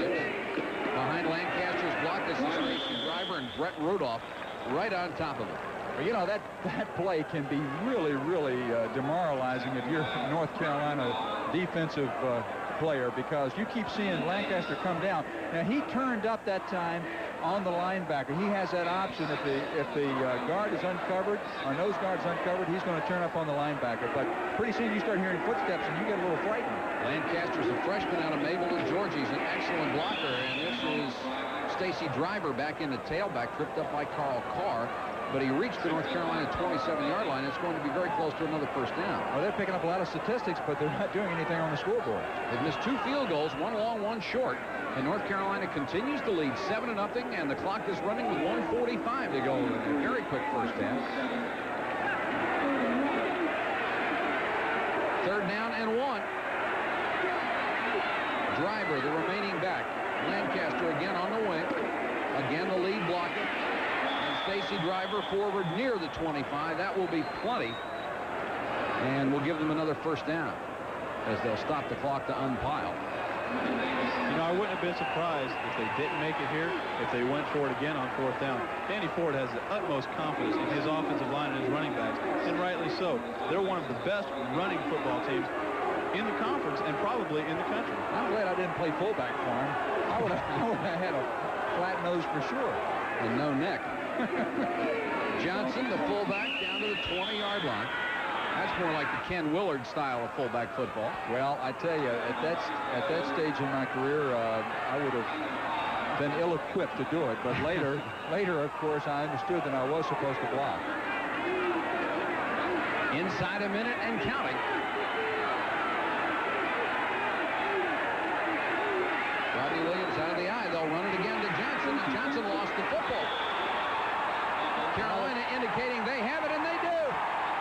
Brett Rudolph comes out of the pile with the football, and it looked like Johnson never even knew he lost it. Well, Rodney Williams looks as if he knows that's not a good handoff when he makes that exchange, and you can see him looking at the back as he goes through, and sure enough, Brett Rudolph makes a recovery to stop another Clemson drive. Look at Williams. Now he sees the ball is gone right as he gets through. Of course, intended for Tracy Johnson. I don't know that Tracy Johnson was ever supposed to get that ball. He didn't look like he was supposed to have it or concerned that he didn't have it. I think there was a little miscommunication there. You know, there used to be an old cliche about passing. 3 things can happen when you throw the football, and 2 of them are bad. Well, the same holds true for running the football. You can either get stopped for a loss, you can fumble the football, you can gain some yards. And when you run the veer, it's so much important that you make good decisions. Notre Dame leading Mississippi now 10-0 in the second quarter, and we'll update you on all the scores coming up at halftime. Louisville has scored. Now they're only down by 25 against Virginia Tech. You guys like that comment? So much important. So much important. So well, much that emphasizes it. Yes, absolutely. Well, you took English over there, didn't you? There's Danny Ford on the sideline, and I think we haven't been real good at guessing here in the first half, except for your missed field goal spot was just about perfect. I would think Carolina might play this one a little close to the best, leading 7-0 from their own 16. If that's your guess, I say they put it out. This means they'll throw it 84 yards. Fenner is in at the tailback, and he'll get the ball, covers it up as he gets to about the 19. Well, you know, there's a good point right there. You put Derek Fenner in, who's not been in during the ballgame. Unless William Humes is injured, I think I would pick another spot to put Derek Fenner in the ballgame to get his first carry of the day. And now Clemson will use the timeout. They're going to at least try to force Carolina to get a first down. They have only one left, however, and that means they could not stop the clock after a third down if North Carolina just wants to run out the clock. Well, I think that maybe they ought to use the timeouts up, but I don't think it's much of a way they're going to get this ball back with 19 seconds to go. Danny Ford, what an enviable record. 57, 18, and 2 in 7 years. Less than 7 years, actually. This is his 7th year at the helm. Not 40 years old yet. Quite a record. Of course, if he has many more seasons like this season, his hair is going to be great enough to be. Danny Ford has just done such an outstanding job recruiting in the South Carolina, North Carolina area. He's getting a lot of the top players every year, and he's putting them to good use. As you see, Derek Fenner, the best ever rookie start in North Carolina history, and what a name to replace in the record book, Charlie Justice. I think it tells you how good Charlie Justice was, and the fact that his name is still in the record for Hall. You couldn't believe that. Hall brings them out. In case you joined us late, it's 7-0 North Carolina. William Humes ran 36 yards for a touchdown, our only score. They'll give it to Brad Lopp, the fullback, and Lopp gets maybe 3 before Henry Walls brings him down. And one thing that has never been replaced is the number of times that I went to the oxygen from the first game on. I think I have the record for that. I don't think Charlie Justice had that opportunity. No, they had fans. Yeah. And that's the end of the first half. Time will run out, and Clemson will not use that last timeout. They just let it expire, and both teams will go to the locker room.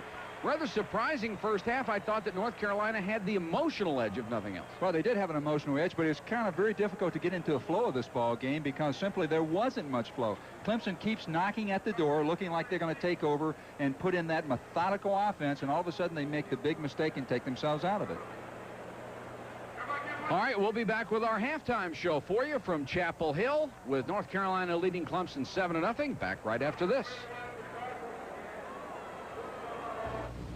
Be with us next week. We'll be at Grant Field in Atlanta for Wake Forest against Georgia Tech. The Yellow Jackets very much alive for a conference championship this year.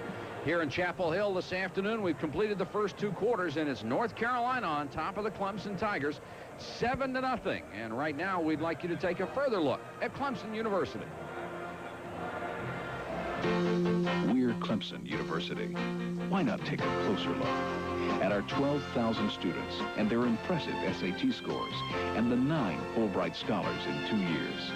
At our faculty with 2 presidential young scientists and a Guggenheim Fellow. At our campus, the Clemson Computer Center, one of the world's most sophisticated time-sharing networks and one of the best electron microscope facilities in higher education. Clemson University. Take a closer look. There's a big guy that plays now for the Chicago Bears that used to play on this Clemson ball club. Ben, did William Perry ever come after you? He came after me plenty, but I was very fortunate in the fact that I had an All-American center that kept him from sacking me. He did hit me on quite a few occasions, and I tell you what, when you made an offensive game plan going against Clemson and William Perry, you had to make special provisions to help keep William Perry out of your face. If he came to your place, you had to get special food for him because he's a big guy. Our friends in Chicago have sent us this film clip to really illustrate how big William Perry has gotten in Chicago. The guy looking at that new Mercedes there, isn't that... No, it couldn't be. Yes, it is. Refrigerator Perry. And here he comes. Uh-oh. Listen to the crowd.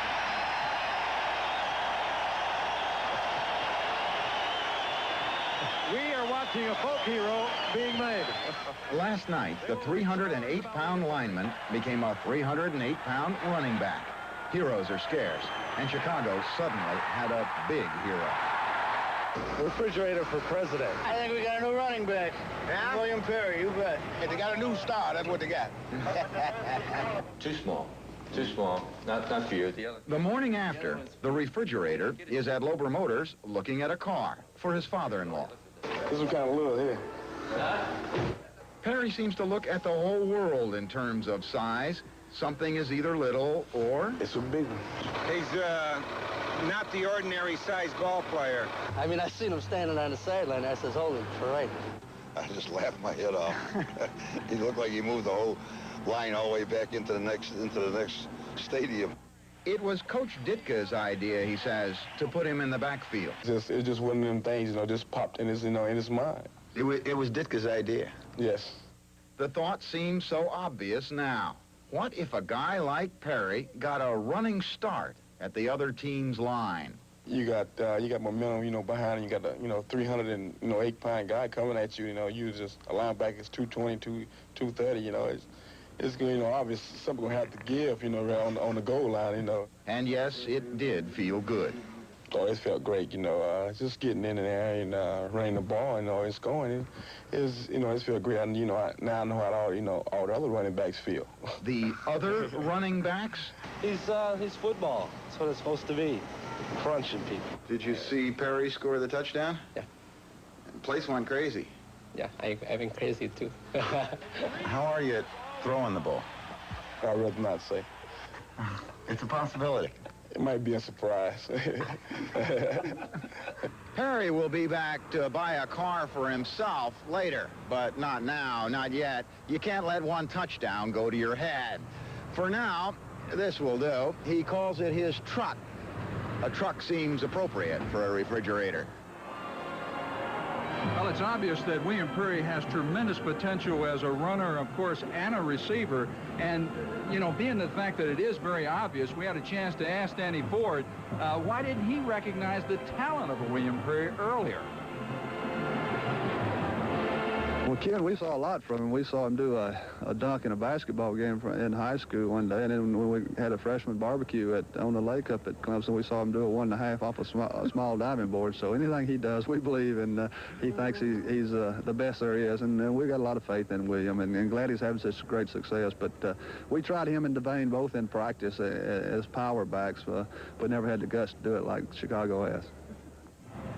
Well, Ben, I can tell you one thing for sure. I wouldn't have liked to have been George Cumbie when he ran that ball against Green Bay. Well, I think he originally went in there kind of to rub it in when they were beating San Francisco after they had used Guy McIntyre. But now they see the practical applications. When you've got somebody that weighs 320 pounds, it's going to be tough to stop him once he gets ahead of steam up, whether it is blocking or running the ball. You're exactly right. Unlimited potential for all the big tackles in our league and throughout the ACC. Mike? Thank you, Ken. And thank you, Ben. And thanks to the refrigerator. And we'll be back with more after this from your local ACC station. 1983, and he broke that record, and that's something special. And we'll take a look at it on Delta's One for the Books. Delta, the airline of ACC country, is proud to bring you another ACC football One for the Books. Delta gets you there. If we can win this last game and I can pick up the record, it might salvage what has normally been a disappointing season. It was the last 1983 regular season game between North Carolina and Duke. The Tar Heels, coming off 3 straight losses, were determined to close with a victory, while the Blue Devils were just as determined to close with an NCAA record. And they would achieve it through the work of All-American quarterback Ben Bennett.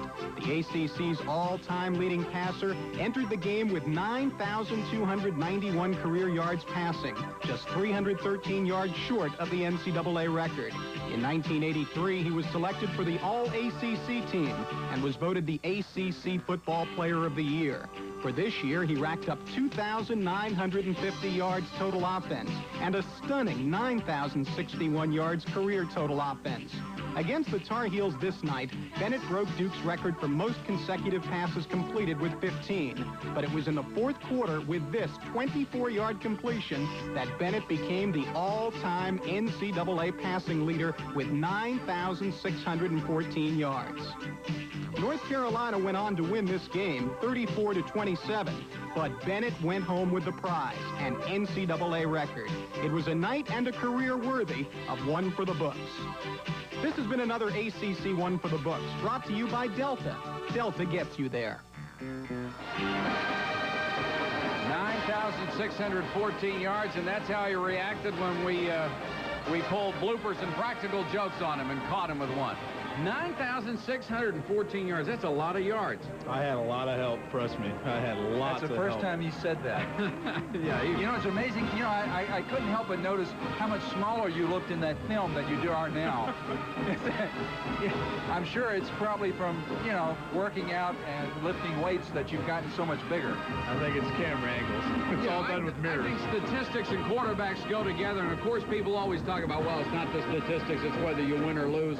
But those are very important things that you carry with you, the memories of accomplishments like that. Well, it's something I'll definitely remember for the rest of my life. It's not something that everybody has an opportunity to do.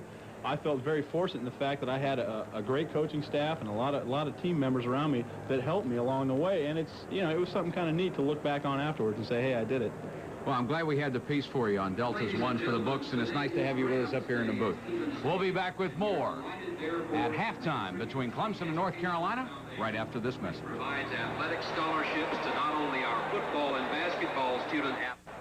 When we ran down the conference standings before the game, we told you it was a 4-team race, and if the scores that we have now hold up, it might be a 2-team race because North Carolina is leading Clemson here. Clemson literally tied for second place in the conference. Virginia is also losing. That'd be a tough way for those two teams to go. And here is that Virginia score. North Carolina State leading the Cavaliers 17-3. The season has been a terrible disappointment for North Carolina State, but I know they would feel so good about being able to pull an upset today. Well, we talked earlier, Tom Reed, there couldn't be a coach anywhere in America that's been under more pressure, been in a battle really with the president of the university back and forth. And this means a lot to him from a personal pride standpoint to bring this team back and finish this year out well. Cavaliers have really surprised me this year. I really expected that they would be stronger.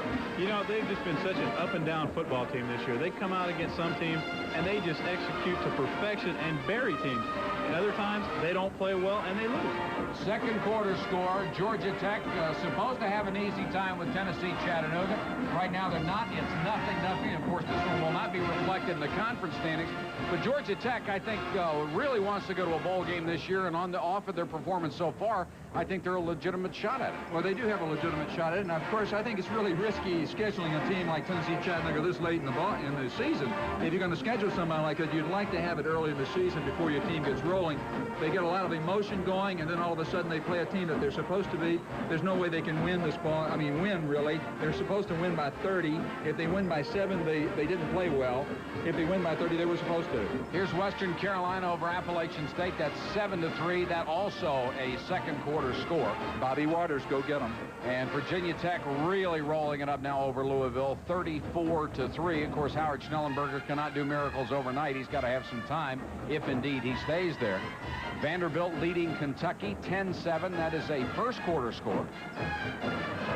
And Notre Dame now in the second quarter, still over Mississippi 10-0. Ohio State over Northwestern 21-0. The Buckeyes are back. That's unexpected, wasn't it? Yeah. And Georgia over Florida 7-0.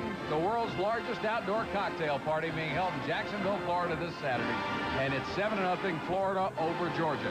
We'll be back with more from Chapel Hill after this word from your local ACC station.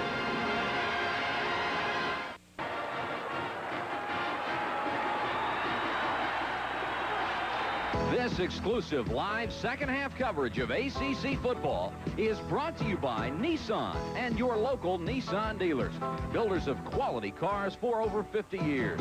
For quality and value, the name is Nissan. By Wachovia. When you want one person who can help you with all your banking needs, you have a personal banker at Wachovia. by Amoco Premium Lead-Free. Amoco, your car knows. By the Jefferson Pilot Companies, helping to put a brighter face on the future. By Coors, the beer with a difference worth tasting. Coors is the one.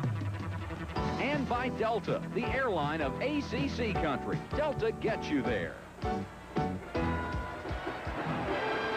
We had several scoring threats in the first half, but only one score, and that came from North Carolina on a touchdown run from William Humes, who had fumbled at the 2-yard line, and Humes got a chance to redeem himself, Ken. He did it, and he did it in a big fashion, too. He popped it up the middle. It looked like he got a little assist there from his center, Jeff Garnica, and he headed to the outside, and nobody was going to bring him home at that point. Getting into the end zone, Carolina up by 7.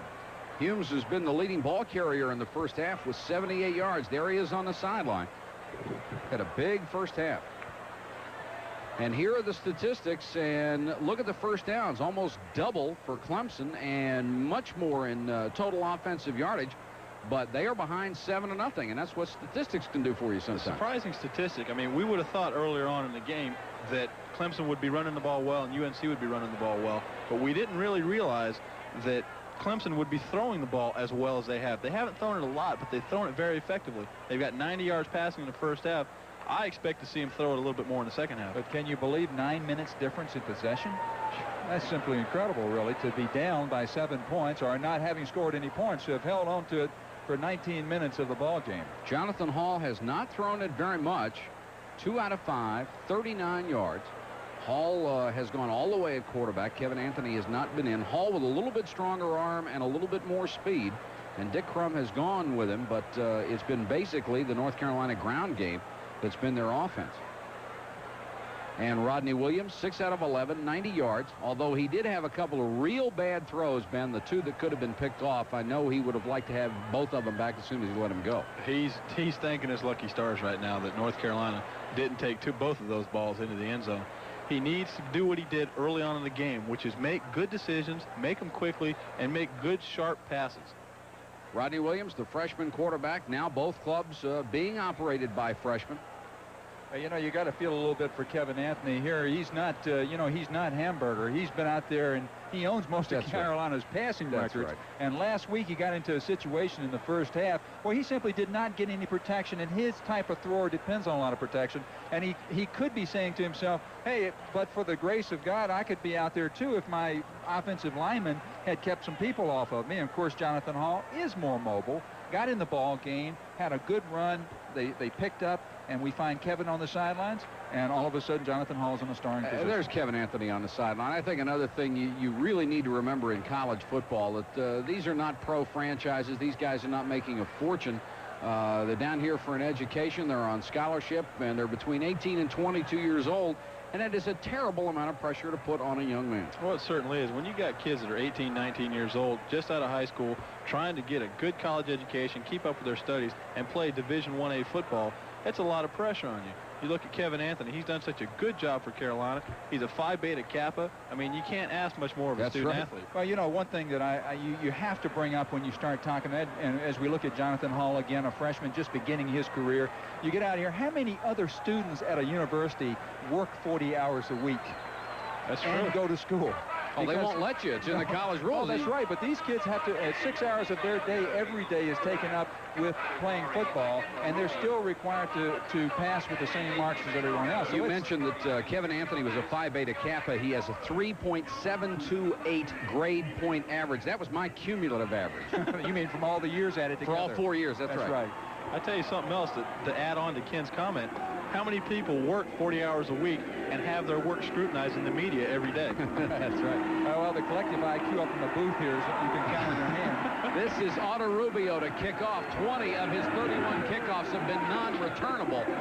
Lewis is 7 yards deep, and he'll set this one down. And Otto Rubio on kickoffs is a tremendous weapon, a 3-time All-American soccer player from Lagos, Nigeria. He still thinks he's kicking touchdowns. So, you know, if he ever finds out any different, he'll be finished. North Carolina will get the ball at its own 20-yard line, leading 7-0. Any difference that you think either team ought to have an offensive philosophy right now? Well, I think they should stick with their game plans. Neither team has done something to take the other out of their offensive game plan as of yet. Humes in the tailback behind Bradlop. Jonathan Hall, the freshman quarterback from Vienna, Virginia, is in there. Humes, nice hole up the middle, gets 9, maybe 10. And another late hit in there, and we had Jeff Garnica, the center, the freshman, going through and knocking down one of the defensive players for Clemson. I think it was Keith Williams. Well, Henry Walls and Keith Williams both are always at the scene of the action. And, of course, Keith Williams... No, it was Delton Hall. Well, that was Delton Hall who came up a little late. And you never come up as a defensive back. You better start looking at those offensive linemen flying across that pile. They'll give it to Lopp on 2nd and inches. Lopp across the 30 for a first down. And here we go. Garnica and Delton Hall again. And I think for Delton Hall, that was payback. Well, they always catch the payback, though. And if they don't this time, Delton's way ahead of the game. We had a lot of this right at the start of the ball game, and I thought the officials did a really good job of calming it down. Don't be surprised if this keeps up to see the officials make an example out of somebody and kick somebody out of the game. Now, Jeff Garnica is a freshman, and you want to keep these kids as calm as possible, but it's almost, how in the world can you keep somebody calm playing Clemson? A game meaning so much to both schools. Right, dead ball, personal foul here. A dead ball, personal foul here. I don't agree with that. I think you got to make a call, and, you know, that's avoiding the issue. Yeah, I don't think it accomplishes anything. Somebody's got to come out. Somebody's got to step out and make a call. And, you know, it's very, very convenient to hide behind a dead ball foul on either side. No harm is done. Everybody comes back. That's not going to solve the problem. Georgia now leading #1 Florida 14-0 second quarter. Sure. How many times has Vince Dooley done that to the Gators? It sure is tough to hold on to that #1 ranking, boy. Everybody's gunning for you when you're #1. Seems like a curse, doesn't it? Well, they'll move this ball back now to the Carolina 32-yard line. Well, I can tell you why they're losing. They were on the cover of Sports Illustrated. The SI cover jinx is working on them again. Hall will bring him out. It's still 1st and 10 after the offsetting penalties. And now the officials want to stop it. I was on the cover once. I was set on a bunch of them at a newsstand. The guy told me to get off to. How long have you been waiting to use that? It is a jinx. I got ink all over my pants. Couldn't you have waited 3 more weeks? Oh, it's getting deep up here in the booth, folks. Let me tell you. Ralph Pfeiffer is now in at center for North Carolina, replacing Jeff Garnica. One of the players involved in that the last 2 altercations. Pfeiffer had been the starter before. And after all that is cleaned up, it's still 1st and 10 from the 32-yard line. And Humes will get it on the toss.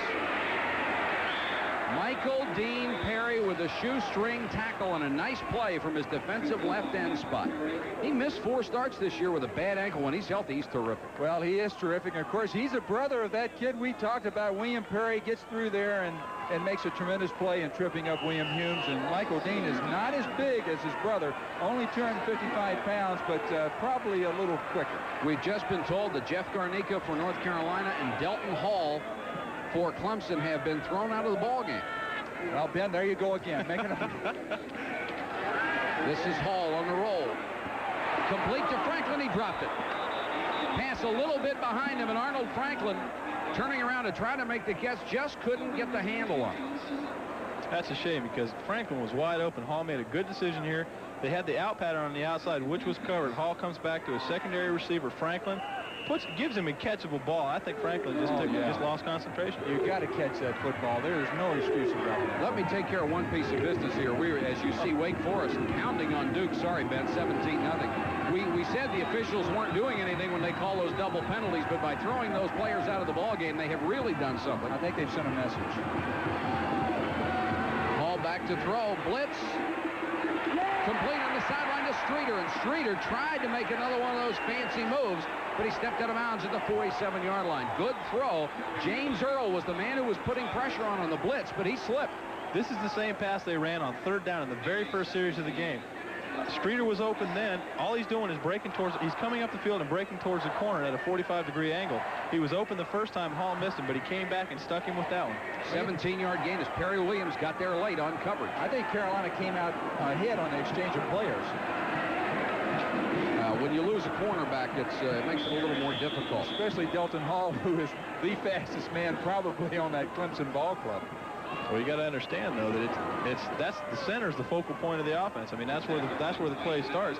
And if you get a bad center quarterback exchange, nothing is going to happen offensively. But it's good to remember Ralph Pfeiffer has been the starter up until today's ball game. Oh, okay. Well, just kill my point. Well, I think it was a good point, but quite frankly, save it.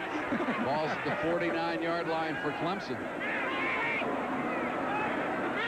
2nd down and 6 yards to go for North Carolina. Hall on a roll. Has to run it. Nice move by Jonathan Hall, and he gets to the Clemson 36-yard line. A.J. Johnson, the free safety, had to make the stop, but the freshman from Vienna, Virginia, showed us something on that one. This is the same play they've been running all day. The out pattern on the outside, the tight end in the middle.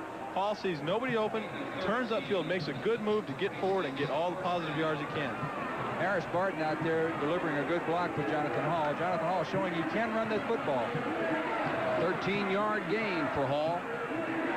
Winfield and Lewis, the wide receivers, are in on 1st and 10 from the Clemson 36. Carolina leads it 7-0 and trying to build on it. Humes fumble. Clemson has it at the 32-yard line, and it's A.J. Johnson. Now that handoff by Hall appeared to hit Humes on the hip or maybe even as low as the thigh pad. The off-tackle play went a little bit wider than Hall was ready for, and he tried to make something that wasn't there. He tried to lunge out and hand the ball off to him, causing the fumble. Timeout with 11:59 to go, 3rd quarter. It's North Carolina by a touchdown. As a coaching point, the quarterback's responsible for getting the ball to the running back, but in that occasion it looked like Jonathan Hall simply did not get it all the way through and put it on the hip of William Humes. Ball bouncing around, finally recovered by A.J. Johnson. Sometimes that running back is responsible for that simply because he sees an opening outside and he'll start to take that opening, and of course the quarterback is called with how does he get the ball to him. First 4 games for the Clemson Tigers was something of a nightmare with 18 turnovers.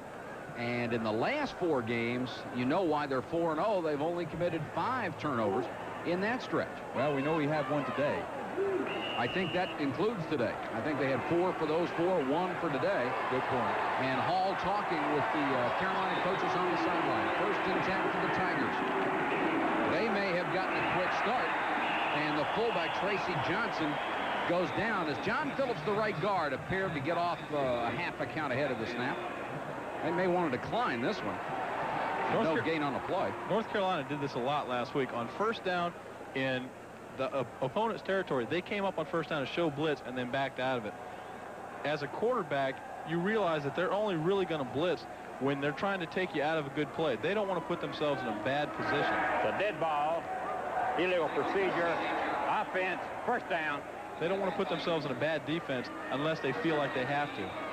So they'll take the penalty, make it 1st and 15 for the Tigers. That was a dead ball foul, so that changed it a little bit. Williams, naked rollout. Throws complete to his tight end. That was a good throw and an excellent catch. Howard Fagans nails Jim Riggs, the tight end, who got doubled over from behind. This is just a little deception here, faking the pitch what they've run all day. Williams rolls out, gives his tight end a high ball that he has to stretch for. This is not something you want to do to your receivers on a regular basis. That's a rip ball all the way. Or you will not have receivers on a regular basis. They'll toss it to Stacy Driver, trying to get outside. Grabbed around the ankles by Reuben Davis. Nice play out there. And Walter Bailey came up to support from the secondary. North Carolina here is doing one of the 2 things that you have to do to stop a sweep. You either contain it or you string it out. They strung it out nicely there, making him run east-west rather than north-south, and tackling for just a yard gain. Really fine pursuit by the defensive end over there. 3rd down and now 4 yards to go for the Tigers, who have won the statistical battle but are down 7-0. Roll this way. And And they'll give it to Driver, cutting back against the grain, and Stacy Driver is nailed shy of the first down as he got to the Clemson 42-yard line. Reuben Davis, again, who has been about the best defensive player along the line of scrimmage for North Carolina all year long. He's certainly been the most consistent of that defensive line. That ought to show you how much confidence Danny Ford has in his running game. On 3rd and 4, rather than give his quarterback an opportunity to get outside, he says, hey, I trust you. Go ahead up on inside, and let's see if we can get it on the sprint draw. More than the length of a football short, and Danny Ford will call on the punting team. He'll bring Andy Newell in. Well, you know, I don't fault his decision here in punting. No. I've got to think about why he decided to run on that 3rd down situation. I know, Ben, that you feel like he has a lot of confidence in his running game, but kind of a crucial time to hold onto that football, I would think. Newell standing at his own 28-yard line will punt to Eric Starr. Got good pressure on him, and he went down, and the flag goes down. And Starr stood still after he made the catch and then realized he had not made a fair catch and took off. But we're going to get either a roughing or a running into the kicker penalty as Newell was hit and went down at the 31. Well, they got Norris Davis for running into the kicker, but I'd like to see the replay. If we get a chance to look at that, it looked like he received some contact from the blocker.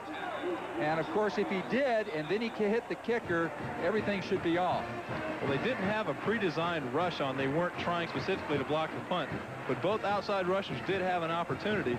I think they just got a little overexcited. Well, quite frankly, it looked like Norris Davis decided right at the last moment, hey, I do have a chance, and I'm going to go for it. And he got himself in. Running into the kicker, 5-yard penalty, first down. And I don't think, as you said, Ben, I don't think they intended to try to block this punt, but they got in there and they said, hey, I've got a shot. Now we see Norris Davis. Now he received that hit from number 48. He did. He was blocking. That was Kenny Flowers.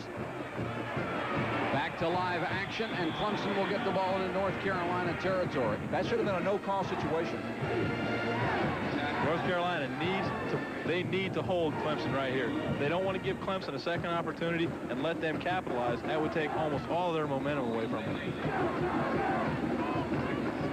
Charleston comes into the wide receiver. Rulock will go out for Clemson. And it's Lancaster at fullback and Flowers 48 at tailback. Option, Williams turns and fires behind Ray Williams. Good coverage by Larry Griffin, and Griffin has been a tremendous find for North Carolina as a defensive player. He had not played defense since his sophomore year in high school. Clemson had an opportunity for a touchdown here. They came up and showed blitz. They had one-on-one coverage in the secondary. Williams just made a bad throw, cost him a touchdown. Larry Griffin is really a great story. Williams now 7 out of 13, 99 yards. Some of the coaches are saying if we'd switched earlier in his career, he might be an All-American at that spot. Well, he still might. And he might play in the pros in that spot. Williams again off his back foot, and there could have been a flag on that one, and now there is. That's a late flag. It's a good call, but boy, is that a late flag. Carl Carr was all over Kenny Flowers with his right hand, tried to block it with his left. The official who was right beside the play may have been screened by it, and one of the other officials deeper in the secondary did make the call. No doubt about the call. A good call. Sometimes you get away with this, sometimes you don't. Well, this time you don't.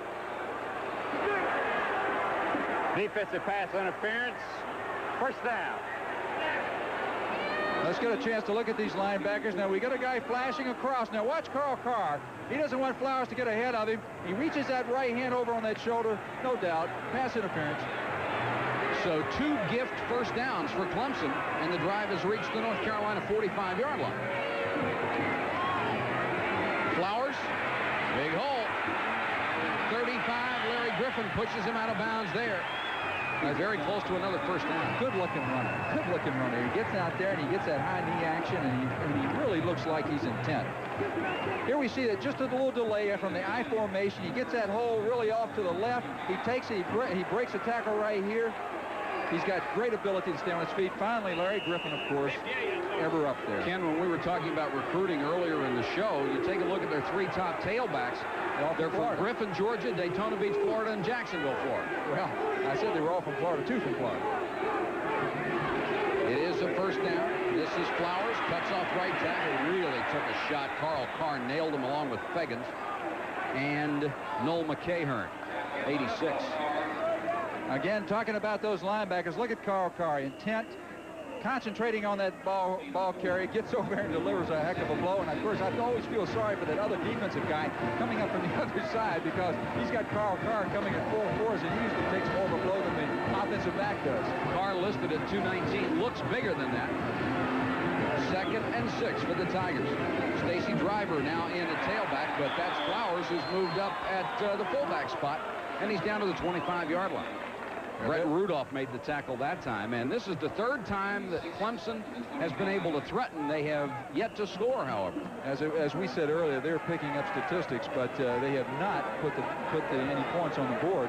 Methodical offense, one that, of course, Dan Ford feels very confident with and feels very much at home with. The first 4 games of this year, they averaged 131 yards on the ground. The last 4, they have averaged 270. And there you see Danny Ford wanting a timeout. They were running out of time. They only had about 4 seconds left on the time clock. Danny Ford telling his offensive assistant, hey, if you're going to make the call, make it quick. This is one of the problems with not having quarterbacks calling their own plays anymore, and it's almost become universal that plays are called from the sideline. And just as a matter of procedure, Ben, that just takes more time. It does, but it's also, it gives you the advantage of having the people up in the box being able to communicate with the sidelines. They can see a lot more from up top than you can from ground level. They can see people inching up, people moving back, people flowing here, flowing there. It just gives you like an extra set of eyes helping you out, trying to figure out what to do. Plus, as a quarterback, it must take a lot of the pressure off of it. No, no question. Danny Ford and Dick Crum, 2 of the finer coaches in the country, and that's where they rank after their respective tenures as head coaches in the active records of all coaches around the country. 93 wins for Dick Crum. Really built a program here in Carolina. Had a down year last year at 5-5-1. Trying to do better than that this year. He is at 4-4 right now, and a victory here would be a sweet thing in the Carolina win column. North Carolina's back to the wall here. They're starting to feel pressure. Don't be surprised if you see them blitz.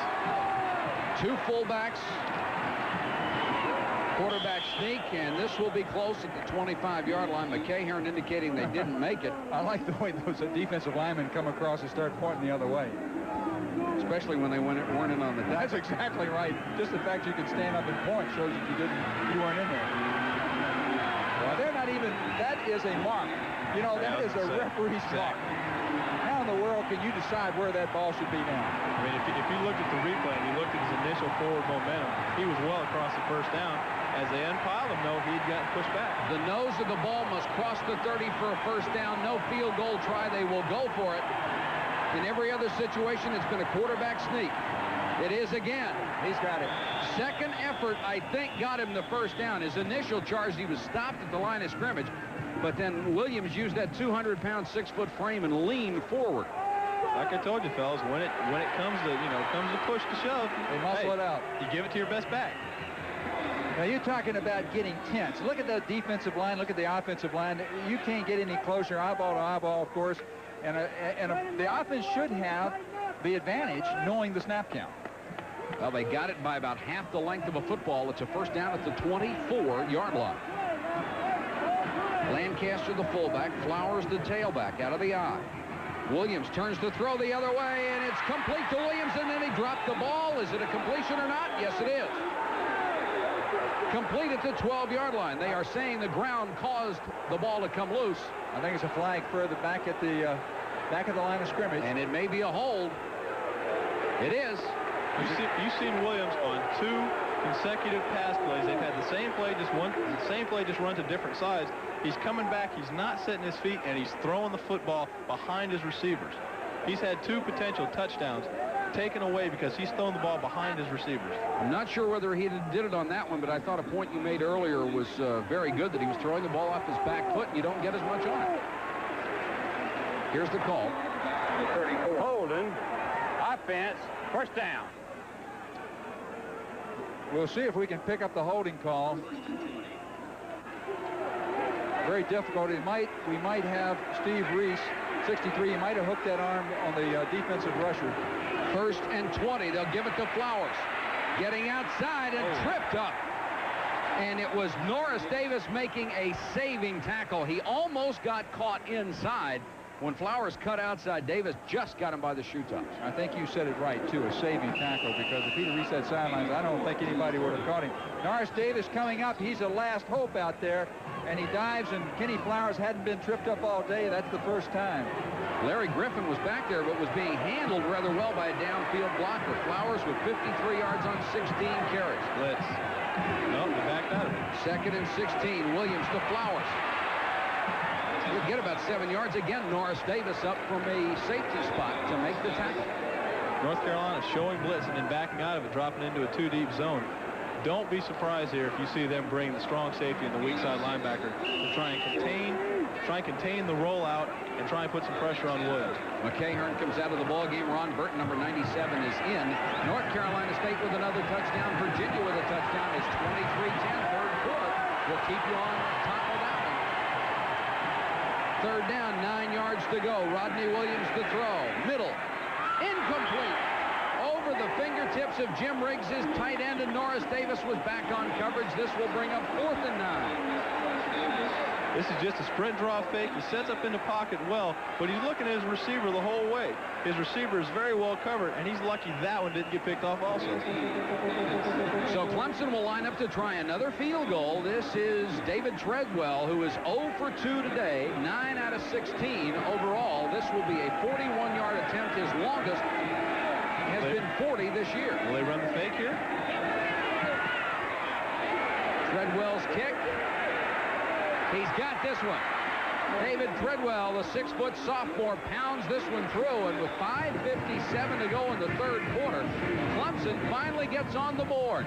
7-3, North Carolina over Clemson. Back after this from your local ACC station.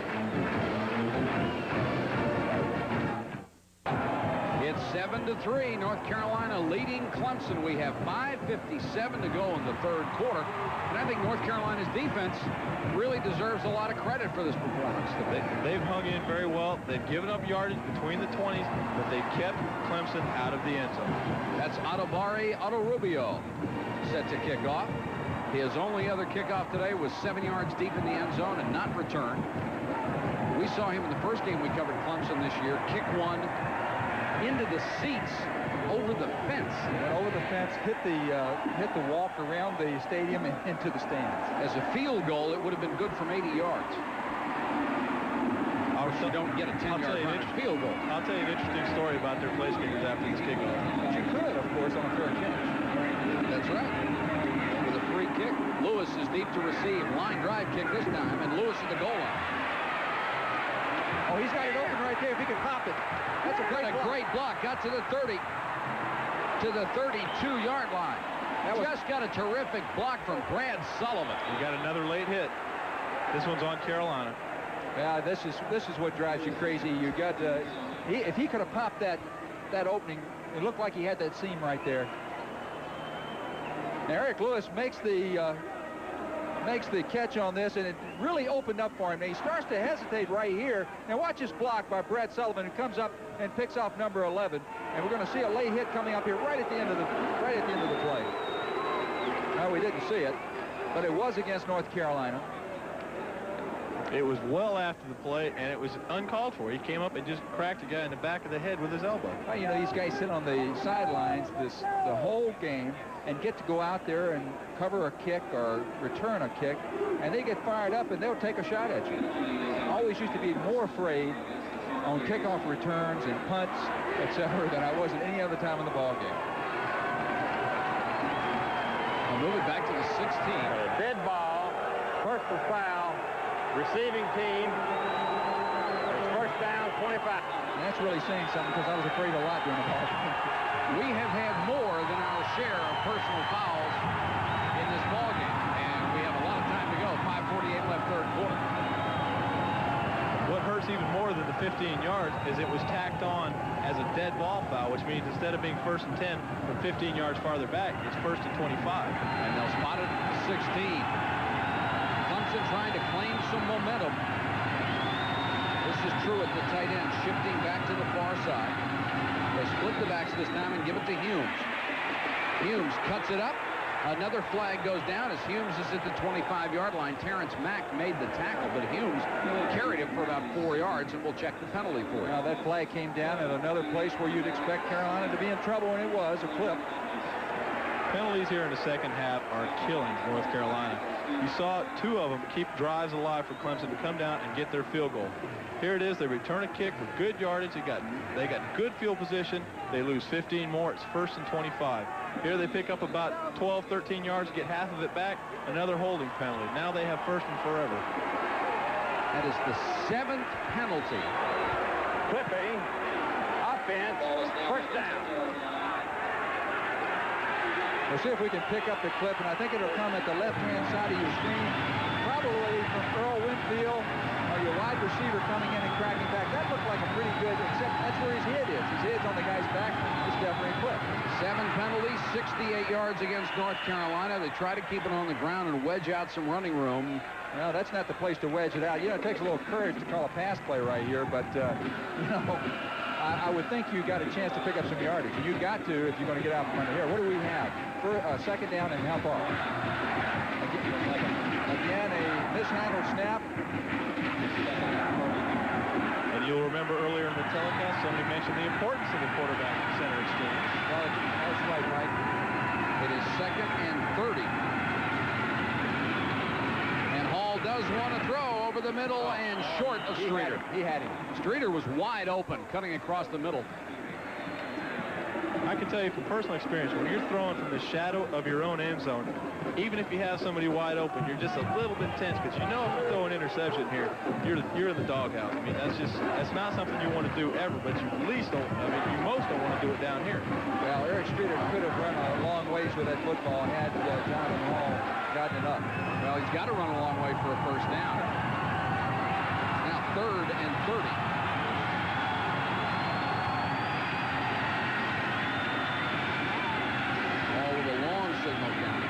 Middle screen. Draw play to Humes.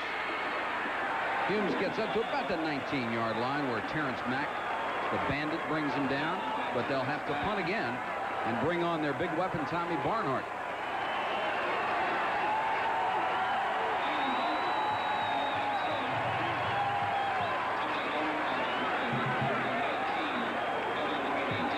Barnhart came in averaging 41.8 yards a kick, averaging almost, or a little more than 48 today. Got off another beauty. Fair catch signaled and made at the 29-yard line by Kevin Brady. A 50-yard punt by Barnhart and no return. What a weapon he has been today. 4:12 to go, 3rd period. It's still North Carolina 7 and Clemson 3. 7-3, North Carolina leading Clemson with 4:12 to go, 3rd period. Field position has been a problem with the Tigers. They've only had good field position once in the ballgame. That's when they had it at midfield, and they failed to do anything with that. The other times, they have started between their own 2 and their own 33-yard line. Right now, they'll start at the 30. Williams, flanker screen, gets it out to Rulock. Rulock got away from Griffin. There was a flanker screen, and for a minute there was no screen. As Griffin had gotten through, Darrell Johnson knocks him out of bounds. This is a short possession pass. They're faking the sweep here, just hitting the wide receiver 2 yards downfield, trying to get a lineman or a tight end or somebody out there, and if he can make one guy miss and pick up a block, he can go a long way. Good block out there by Lancaster, the fullback.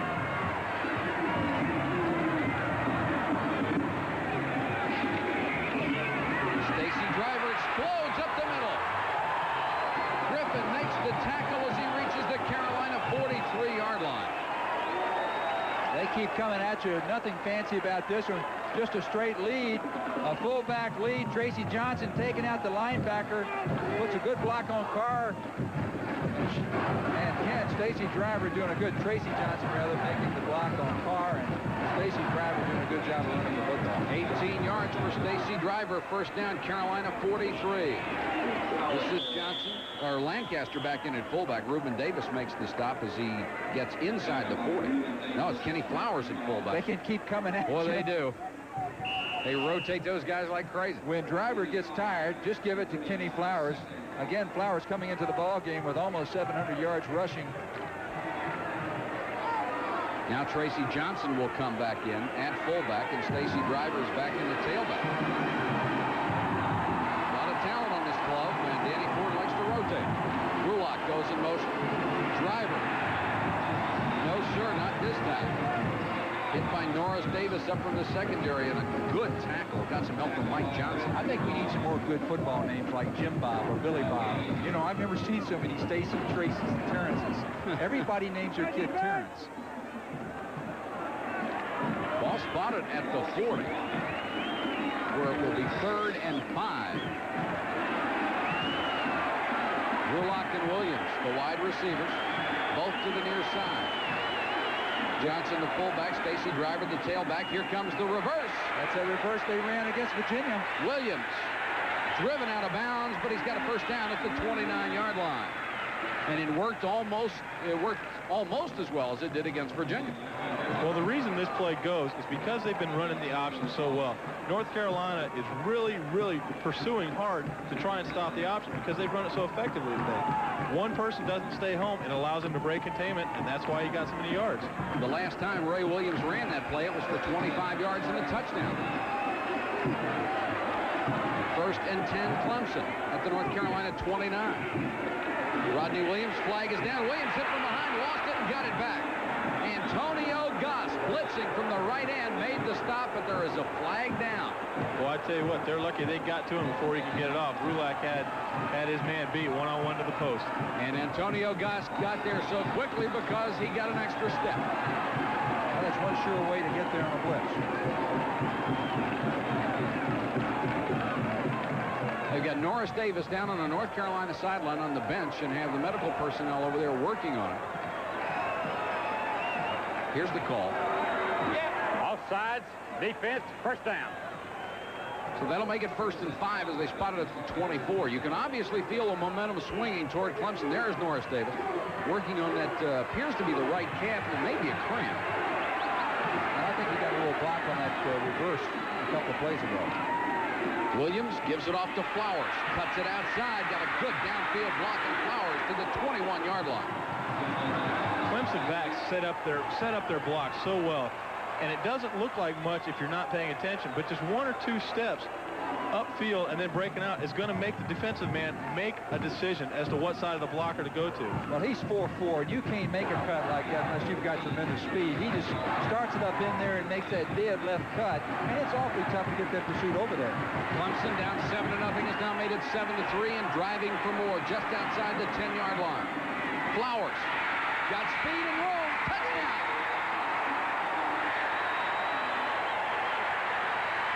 No flags, and Clemson has taken the lead from North Carolina with 1:52 to go in the 3rd quarter. The North Carolina Stadium goes silent. Kenny Flowers, just a good run. Except for that corner of it. That corner is alive, and that's where the Clemson fans are. You know, there's an old cliche, when you go to the biggest dance of the year, you dance with the one that brung you. That's what they decided to do after 4 games into the season with a 1-3 record. They said, let's just go back to basics. Let's run the football until somebody stops us. Then we'll worry about what we're going to do next. David Treadwell for the point after. And he's got it. So Clemson, after being down for a touchdown, has scored 10 points here in the 3rd quarter. Kenny Flowers has been a thorn in Carolina's side all day. If you got to have somebody take a cut in, you'd like for your best linebacker, Carl Carr, to take a shot in. He did and missed it. Now 20 carries, 78 yards for the day, 1 touchdown. You'll see what speed will do for you here. He ran up. Carr had the angle on him, and Flowers just outran him. 1 minute, 52 seconds to go. 3rd period. The favored Tigers have taken the lead. 10-7. We'll be back with more from Chapel Hill after this. You'll see this is just a basic off-tackle play. Flowers makes the cut, breaks the tackle. Carl Carr almost gets to him, but Flowers just has too much speed, outruns him, turns it up into the end zone. John Phillips, the sophomore right guard, number 61, had another knockdown block on that play to clear the way on the right side. You know, when you have backs the caliber of a Driver and a Kenny Flowers, and you keep giving them the ball, sooner or later, great backs are going to make a big run. Clemson has been very patient today. They just keep giving the ball to their tailbacks, and if they don't pick up big yards every time, they get enough just to get the first down. Sooner or later, they're going to pop it. That's for sure. Less than 2 minutes to go in the third quarter. Otto Rubio will kick it off again for Clemson, and North Carolina will have to regenerate something on offense. Lewis will go deep. He's been able to run back 1 of 2 and almost broke the last one. North Carolina needs to start avoiding the little mistakes, the penalties that are killing the drives, the holding, the offsides, the illegal motions. They can't do that and keep coming back from them consistently. Clemson is too good a football team to help out. Otto Rubio, inside the kicker from Lagos, Nigeria. Low line drive this time. Lewis has it bounce in front of it.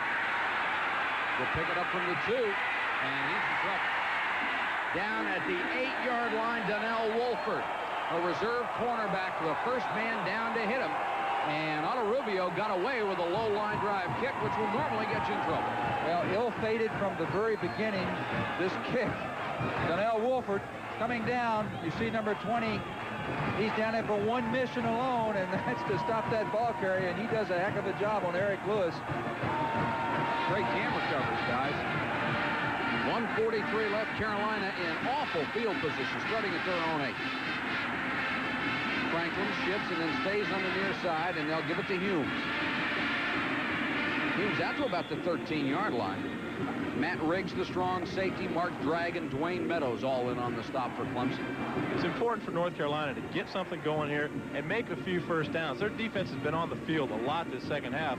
But when you've got a team as strong in the offensive line as Clemson is, they'll start to wear you down, and it'll show up a lot in the fourth quarter. Second down, 5 yards to go.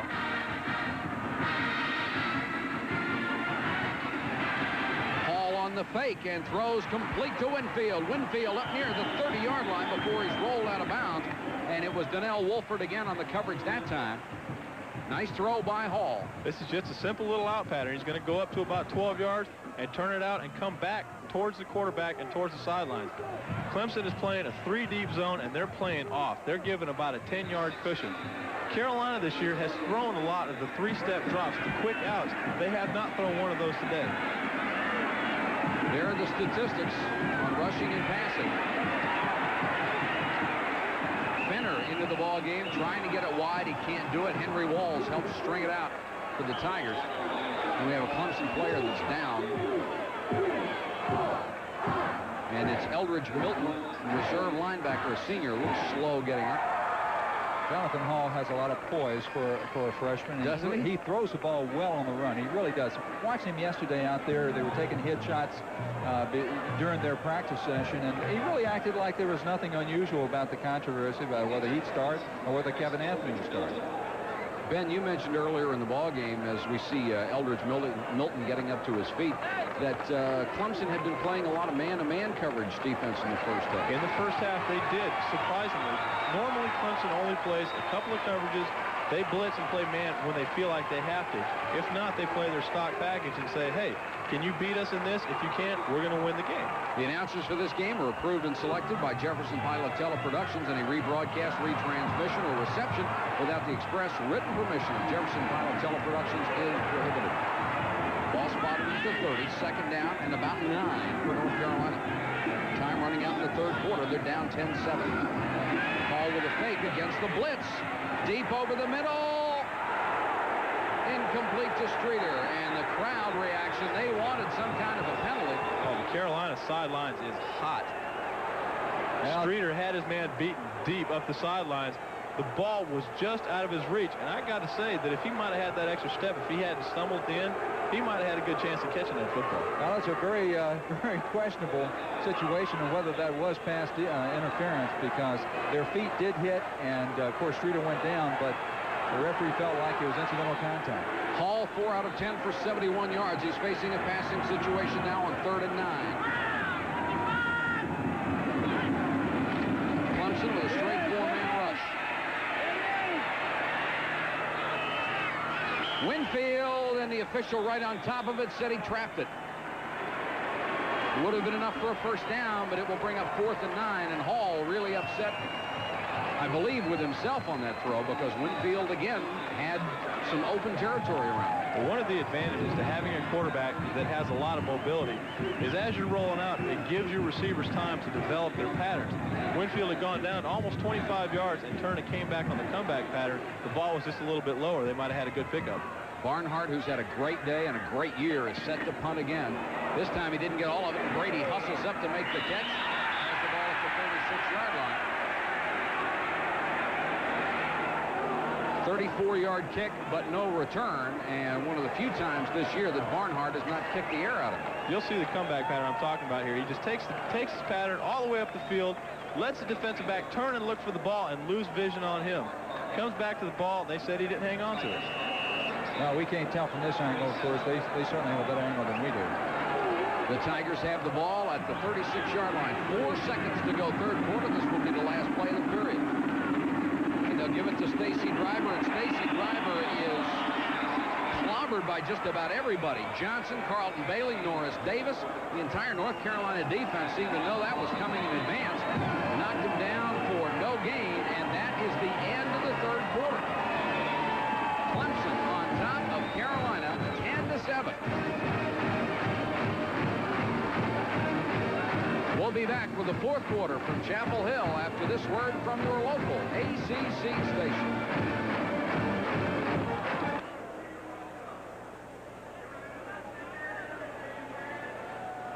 Ready to start the fourth quarter, and here's the, what do we want to call it?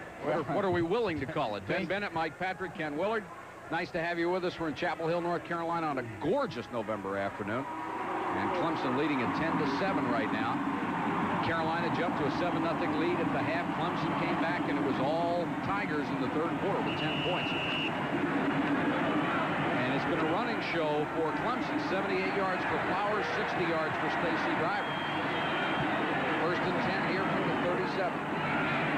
Make it second and 10. And they'll give it to Driver across the 40 to the 42, maybe the 43-yard line. Here's some other scores to pass on to you. Now, fourth quarter, North Carolina State could effectively eliminate Virginia from the title chase. They are leading them 23-10 in the fourth quarter, and Duke has scored to cut Wake Forest lead to 10 in the third quarter. We'll see the Deacons next week against Georgia Tech in Atlanta. Third down, 5 yards to go for the Tigers. Driver wants to throw. Got a man wide open. Rulock. See you later. Touchdown, Clemson. You know, I mentioned earlier on in the game when they ran this and Driver threw that little 2-yard pass that wasn't worth anything, they had Rulock wide open downfield. This time the guy almost covered him, but still, Driver made a good pass and Rulock just outran him to the end zone. As awful as the first Rulock pass was, this one was perfect. Well, Eric Starr has got good company. Tim Morrison knows that feeling. Beaten very badly on a 70-some-yard touchdown pass a year ago. Now Eric Starr can feel that same feeling, and it's not a good one. Rulock, 4 catches, 100 yards, and a touchdown this afternoon.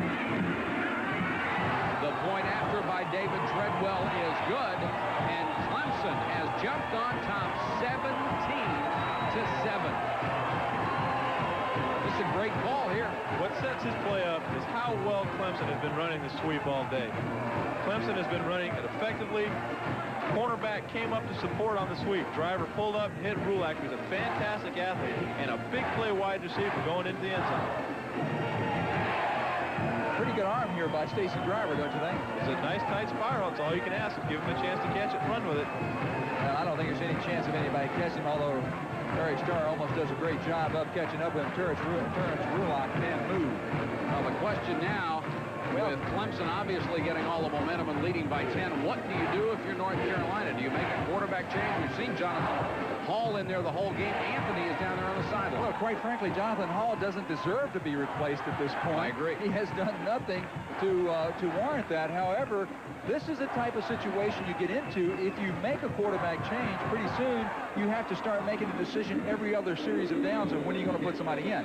I think it's a dangerous situation. You can put yourself behind the 8 ball as well as you can help your ball club. Now, does he go with Anthony and demoralize Hall, who's done pretty well? if you look at the situation, they're only down by 10 points, and they have the whole fourth quarter to go. If they open it up just a little bit, they don't have to go for it all in one chunk. If they open it up just a little bit, give Hall a chance to become an effective passer, they can score some points here. Lewis goes deep, waiting at the goal line. Otto Rubio to kick it off. 14-19 to go in the quarter. It's 17-7. Clemson, another low line drive kick. Lewis will get this one and then fumble it, so he'll down in the end zone.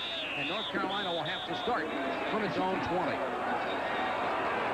We have been told that if Anthony does come in the ball game in a passing situation, we could see the shotgun, which is something Carolina, to my knowledge, has never shown before. But Hall will come out on this one.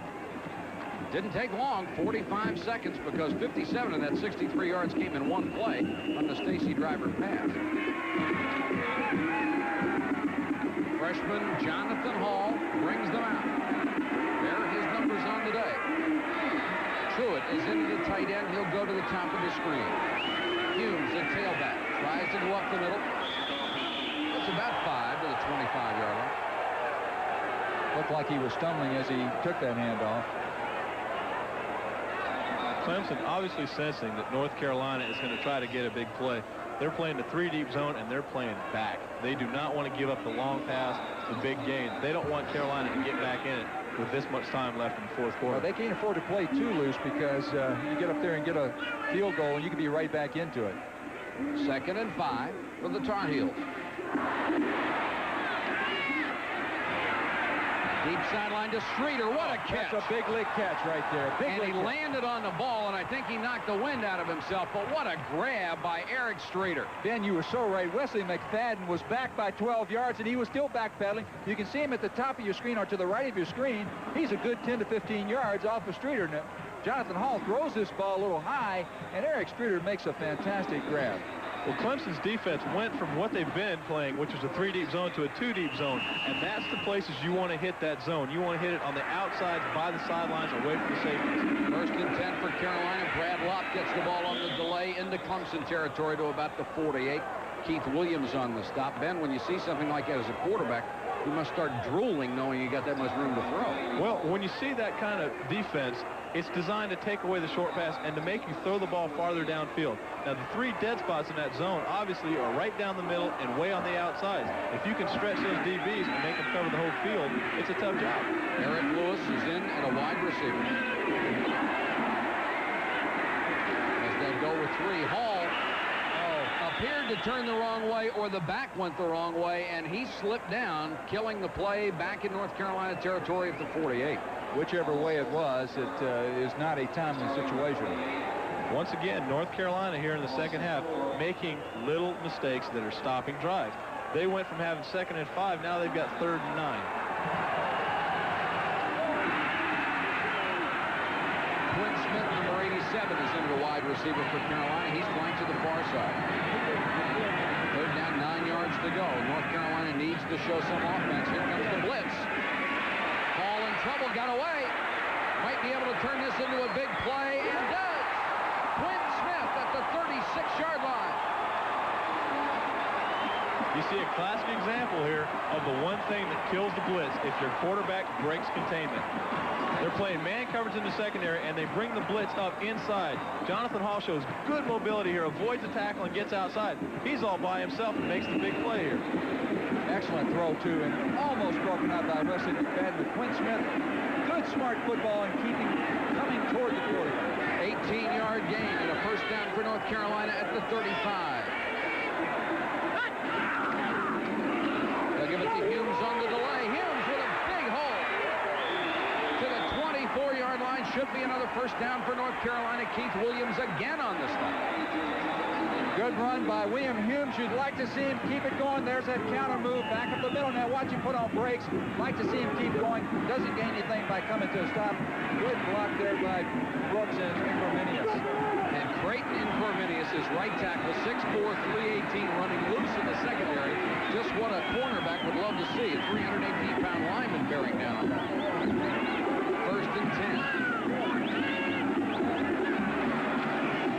Brad Lott bounces off one tackle. 10. Knocked out of bounds at the 7-yard line by Perry Williams. And all at once, Clemson's defense doesn't look like it's hitting anybody. No, they don't. You'll see right here, as he goes into the line, he bumps into his own player and just kind of disappears. The Clemson defense loses sight of him for a minute. When he pops outside, there's no one there. The pursuit finally comes over and knocks him out of bounds.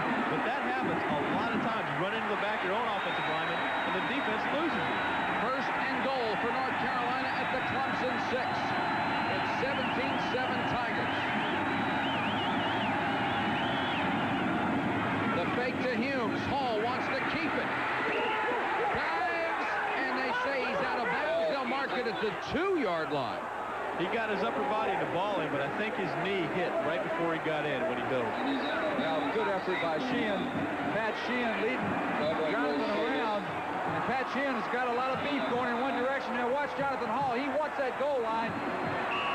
I think he does. He's right. His body was out of bounds. That's a great call by the official right on top of it. He was pretty definite about the call. He didn't blink. I think you'll see Humes get the ball trying to go over the top, off tackle. It's inside the 1, second and goal. Humes cuts it back, and he'll lose 2 yards. That hurts. James Earl up from the corner was on the stop, and they really played that one well. A little surprised they went that far outside, Ben. Well, I don't know if the play was designed to be a sweep or whether just an off-tackle pitch. Down on the goal line, a lot of times you want to get your running back the ball as quickly as possible so he can get his hands on it and gather himself to leap. When you got 6 guys hanging on to you, throwing you down, you don't get a lot of leaping ability. Well, I'll tell you, I'll make a prediction. I bet you they give Hall an option to run or pass that ball in, get him out in the corner. Third and goal. That's exactly what they're doing. He's looking to throw as a man wide open. Touchdown! The oldest play in football, used every week in professional football, sneaking that tight end back across in the roll. And the first touchdown grab of the year for Arnold Franklin, and he has to be so happy about that with the disappointing season he's had with the injuries and everything else. And Jonathan Hall carried out that play fake very well. Ken called this one right on the nose. They've been running the same play all day long, where they just fake the ball into the line and give Hall the opportunity to run or pass coming to the opposite side. This is Lee Glearmus trying to get North Carolina back within 3 points.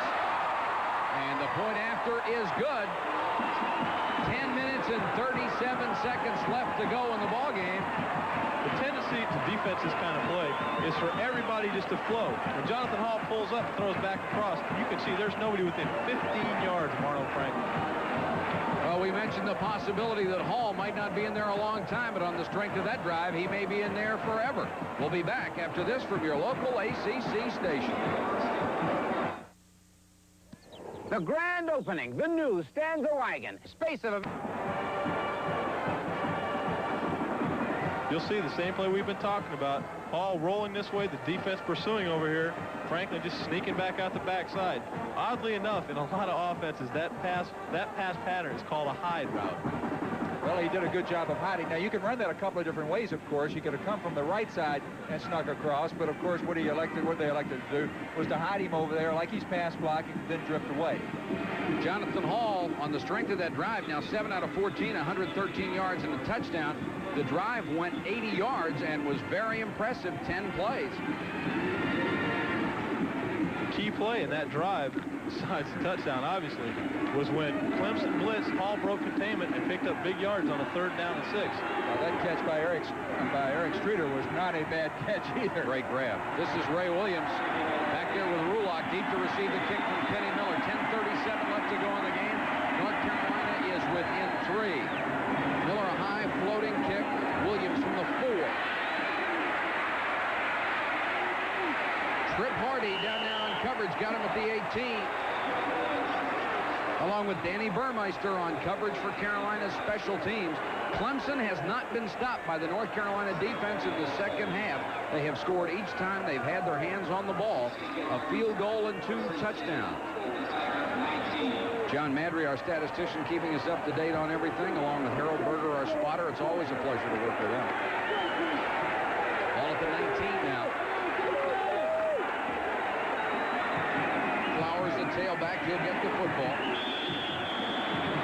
Out to about the 22. Tripped up by Norris Davis, the strong safety, right up on top of the line of scrimmage, along with Tim Goad. When you've got something good going, you ought to make the other team stop you. And I don't think Clemson has any other thought other than making Carolina stop that running game before they do anything different.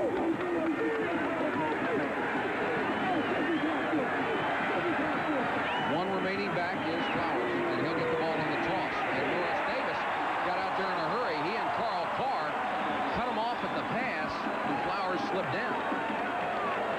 Davis just ignoring any passing responsibility at all right now as a strong safety. He's right on the line of scrimmage. Of course, Carolina has gone to that more this year, that 8-man front look. Once he reaches key, and once he realizes it is a run, he's committed. 3rd and 8, big play here. Look for Williams to get back out on the corner again. Throw is batted down.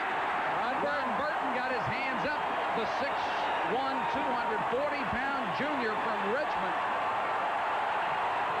Ron Burton, a former linebacker, gets himself up and makes a big play for this Carolina ball club. Didn't have to get up that far, did he? Well, he's up far enough anyhow. Had he not got his hands on the ball, Williams had a receiver open for first down yardage. Treadwell now must come in to punt. Shanked it a little, but he'll get the bounce. And Starr just saves it from going any farther. Smart play by Starr. He's forced out of bounds at the 38. I would have liked to have seen him grab that ball a little quicker. 41-yard kick for Newell with the bounce.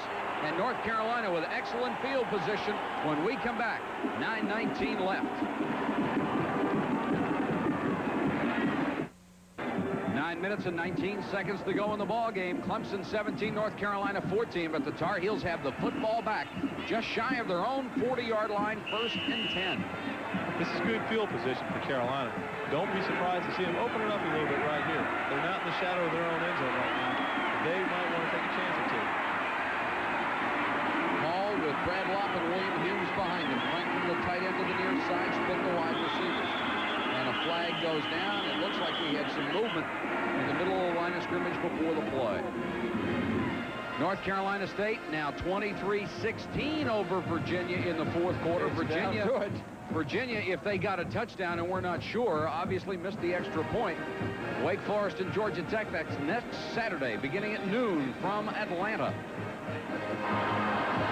Illegal procedure, offense, first down. There are those mistakes again. It'll cost them 5. A tie will not help Virginia in the ACC race. Well, I don't think if George Welsh gets a late touchdown, he'd go for it anyhow. We're down by 7. We'll try to keep you posted on that. Hall gives it off to Brad Lopp. Lopp will get about a yard on 1st and 15 as Raymond Chavis from Aiken makes the tackle. Yeah, Jonathan Hall looks so good when he's rolling out. Wouldn't you like to see a little bit more action on that first down? I think they could. If you wait until Clemson knows you're going to throw the football, they're going to drop 8 people into coverage. You need to catch them when they think you're going to run. 2nd down, call it 14. Lopp and Humes in the backfield. Humes a good receiver. They haven't thrown to him. And they'll throw it over the middle to Quint Smith in Clemson territory at the 48-yard line. It will be a first down. Leslie McFadden on the stop, but a good throw by Hall, and Quint Smith ran a nice pattern. Look at how far back the Clemson secondary is. They start off 17 yards deep, and they backpedal to 25, 30 yards deep. You cannot break up on a square in route if you're playing back, if you're playing back in your own end zone. You just cannot do it. First down, North Carolina. Clemson 48-yard line. They're down by 3.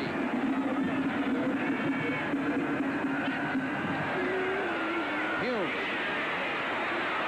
It's 3. Ball came loose. May have been after he hit the ground. Clemson signaling they have the ball. The officials now signal that they do. The second fumble of the game for William Hughes. That's a big fumble. That's his 3rd fumble. Well, not a good coming home party for William Hughes. Recovery made by number 47, Dwayne Walker. And Clemson gets a real break here at their own 45-yard line as Carolina was very close to being within field goal range. Clemson into North Carolina territory. Carr and Rudolph again in on the stop as Flowers picked up about 6 yards. If Clemson goes down and scores here, it's going to take a lot of starts out of college of Carolina. They had a drive going. They were excited. They had enthusiasm, momentum. They had everything going for them. They give the turnover at midfield. Clemson comes back down and scores here. It's a lot of trouble. 2nd and 4. Stacy Driver got away from Davis, and Starr has to knock him out of bounds at the 33-yard line. Boy, when he goes through that line, he just explodes. He did explode, but this is no time to start shoddy tackling, and that was shoddy tackling by the whole Carolina ball club. Again, we see just a straight give. It's a lead play. Tracy Johnson kicking out.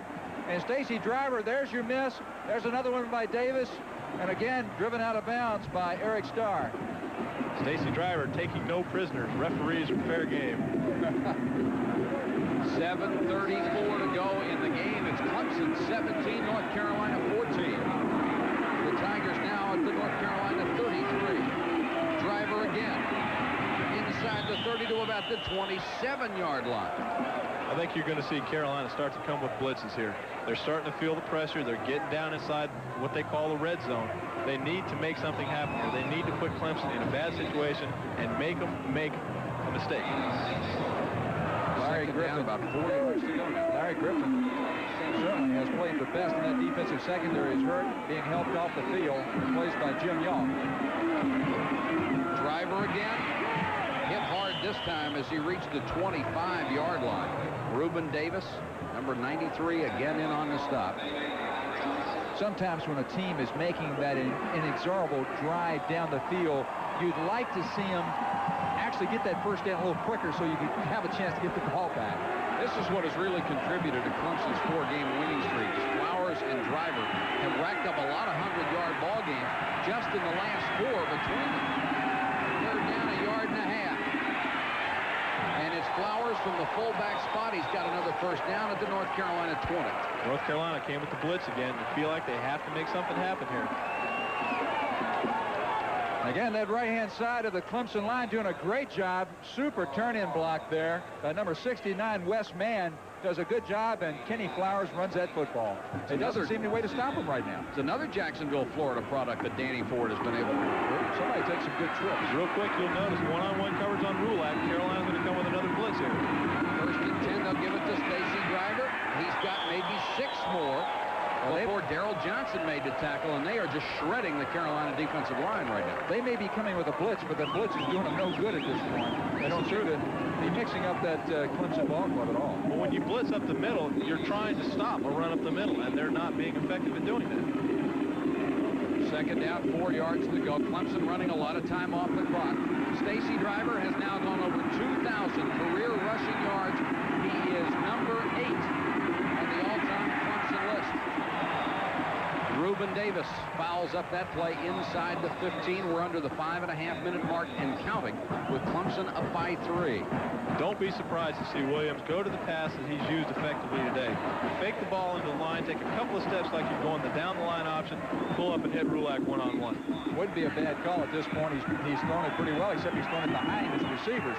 They need that first down. I think they will not be satisfied with 3 points in this situation.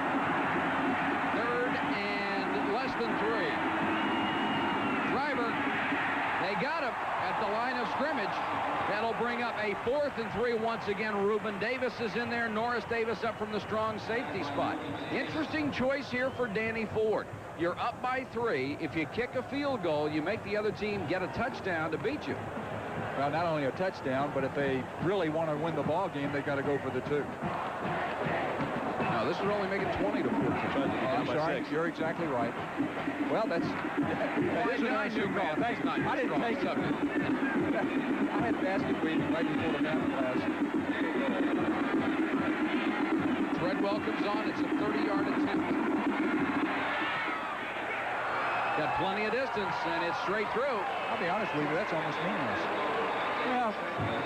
Well, it prevents the chance of a tie. That means Carolina can't go for that. Regardless, the score is 6 points in favor of the Tigers at 20-14. Back after this.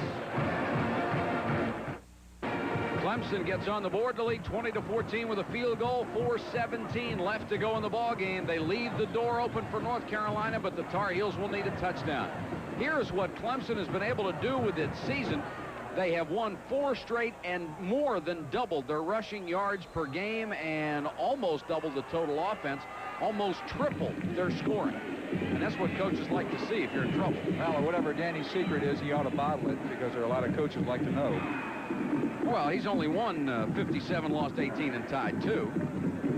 This is Otto Rubio to kick off. Flowers and Driver have combined for 187 yards today. And on that last scoring drive, they did not throw the ball. It all came on the ground. Lewis going back to the goal line, waiting on Otto Rubio. Got ourselves a ball game with 4:17 left. Carolina down by 6. Clemson fighting to stay alive in the title chase. Better kick by Otto Rubio this time to Lewis at the goal line with a chance to return. Big wedge he's got up the middle. And Lewis out to the 30. That wedge looked good. Boy, didn't it? Matt Riggs on the tackle on special teams for the Tigers. I was starting to tell you a while back a story about the Clemson kickers. When they had Obed Ariri, when he first came in there, he thought it was illegal to kick the ball out of the end zone. He thought it was against the rules for him to kick the ball out of the end zone. Well, they did change that last year, didn't they? But that was back before the rule. There is apparently a flag down, and they are talking to North Carolina. Offsides by the kicking team is declined. It's first down. And North Carolina would rather have it at the 30. That's what's happened with North Carolina turnovers. 2 of them have cost them in field goals. First and 10, 4:12 to go in the ballgame. Humes and Lopp behind Jonathan Hall.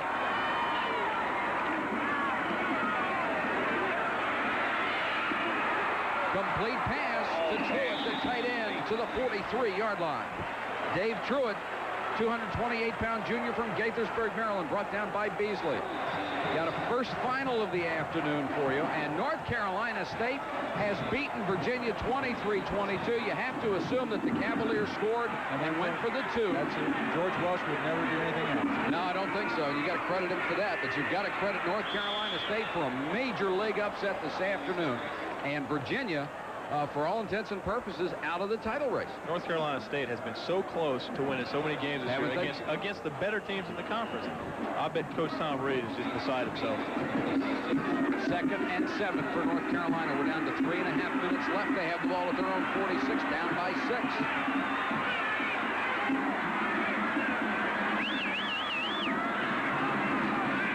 Call to throw, 5-man rush, gets away from the blitzing linebacker, throws complete.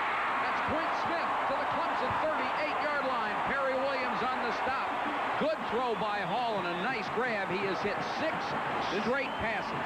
This is the same type of pattern that Carolina hit on the last drive right before the fumble. You've got man coverage in the secondary with the free safety just totally out of the ball game. He's starting off 20 yards deep and backpedaling to 35. He's out of the game for all reasonable purposes. Then why in the world are they in man-to-man coverage at this stage of the game? You got me. 38-yard line.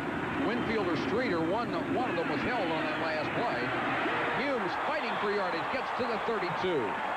Now, this is the toughest situation in the world for a running back. You've dropped the football 3 times, and I don't care what anybody tells you, you're thinking about it. You just hope and pray that you can get out of that ball game without doing it again and just start over again. You cannot make a fumbler stop, and you cannot make a kid who doesn't fumble start. You'll have a bad day occasionally. They're back in the same coverage. 2nd and 4. Time becoming a factor inside 2.5 minutes. And Hall falls down. That's the second time he has lost his balance coming out from under center and fallen in the backfield. You know what happens a lot of times to a quarterback, and this has happened to every quarterback that's ever played the game. You'll get an offensive lineman that'll step back to get a block and step on your foot. You can see he got his foot stepped on right there. That's exactly what happened. That happens so many times, and it's such a frustrating thing, too, because it's not anything you're prepared for. Big play here, 3rd and 9 with 1:56 to go. Man coverage again, same coverage. 3 wide receivers in for North Carolina. Here comes a blitz. Hall trying to run away from it, throws sideline complete. And we've got a late hit on top of it. Absolutely. What a play.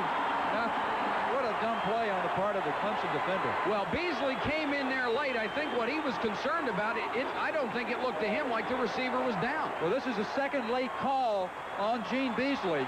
Earlier in the ball game, again, a little out pattern against Mandy. Oh, yeah. And here comes Beasley. Yeah, you're right. I'm wrong. He was obviously down. Jonathan Hall looking very good, rolling out. puts it right on the money to Earl Winfield, his best receiver. He gets plastered right afterwards by Raymond Chavis. Winfield now 3 for 36, and Hall is on a tear. He's hit 7 in a row. Dead ball, personal foul, defense. 13.5, wasn't it? All right. I tell you, the way things are going, I'd get Quint Smith in the ball game. He started out today, never even think he's in there. He split to the top of the screen along with Winfield. First and 10, Carolina at the Clemson 13. 1:41 left. Carolina down by 6. Some finish, huh? Long signal count. Hall rolling, has a man open and threw it too hard for Humes. Threw it too hard and behind him. All he needed to do was just float that one out there for about a 5-yard gain. You know, something I don't understand. On the last 2 big pass plays, they picked up big chunks of yardage. The Clemson cornerbacks have been playing man coverage, and they've been playing inside. Usually when you have a free safety deep, he's your middle help, and you protect the outside and try and funnel the receiver into where your help is. They haven't been doing that, and they got stung for it twice. That timeout situation may be very important. If Carolina gets a touchdown, Clemson would still have 3 timeouts left. Hall to Quint Smith at the 1. And they say he caught it, and the ground caused it to come loose. It'll be first and goal, North Carolina. And the Clemson defensive secondary is really hot about that one. One referee wanted to call that ball incomplete. The other referee has stood his ground. The one who's marking the spot declares it a catch. The other referee wanted to call it an incomplete. Boy, you got a great throw and a great catch. Hall let go of this ball before he'd even turned around. You'll see him set up and just fire one to the outside where it's got to be. As he comes out of his break, he's all over him. Makes a great catch. I think the ground caused the fumble, too. Well, the official that ruled it a completion was the one that had the best angle on it. He was staring right into the play. Well, if the ground cannot cause a fumble, that was the case at that point, because that ball sure popped out when he hit it.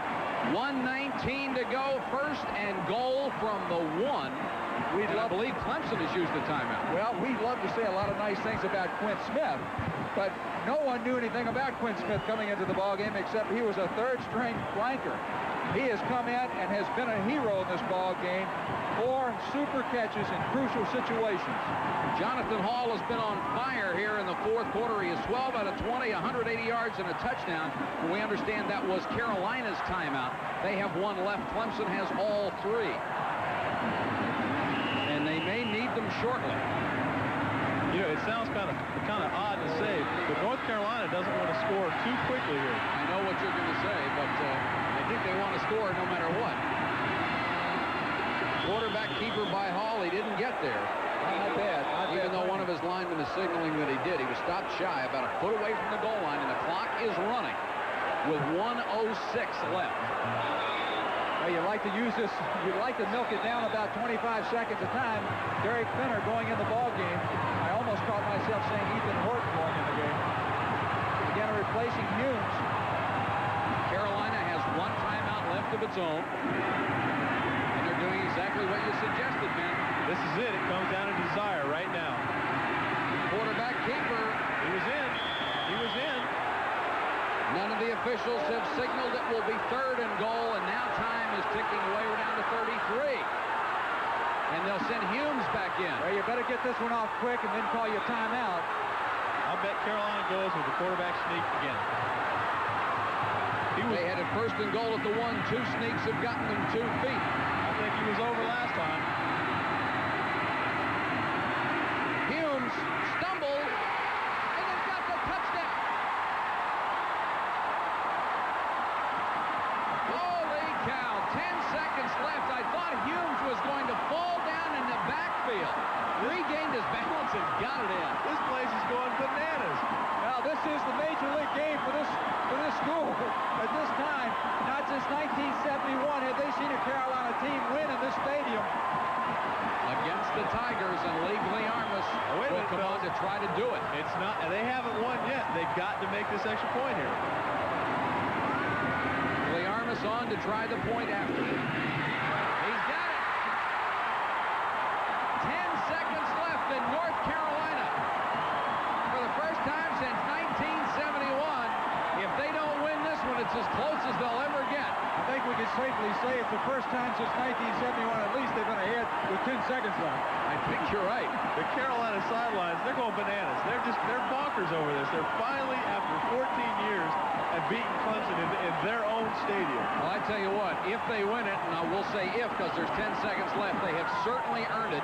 Humes with 134 yards rushing, Hall with 180 yards passing. You know, Hume is he's got to be ecstatic to score this touchdown. It's been his fumbles that allowed the 6-point lead on the 2 field goals by Clemson. He gets in on a 3rd down with 10 seconds left in the game. Boy, I tell you what, that'll ease a little bit of the pain of those fumbles from earlier in the game. You're right, though. He looked like he stumbled. Now, the question is, do you kick it deep with Ray Williams, one of the great return men in college football? Kenny Miller will kick. All right. Well, those were 2 quick answers to that question. What you got to do is you don't want to kick the ball hard on a squib either. You just want to kick it about 15 or 20 yards and get everybody down there and get on it. You don't want to give them a chance to pull off another Cal Berkeley versus Stanford where they can lateral it 8 times and by some fluke get it into the end zone. Well, you certainly don't want to kick it so they can get a chance to somehow call a timeout and take a shot at it. Because this kid, as you were saying, and you can call a fair catch on a kickoff catch. Yes, if he pops it up, you can call a fair catch. Here's the final Virginia Tech over Louisville, 41-17. You cannot call that if it hits the ground. No, you can't. Kenny Miller will kick it off. The Carolina players waving. They've been doing this the entire game to keep the crowd in it.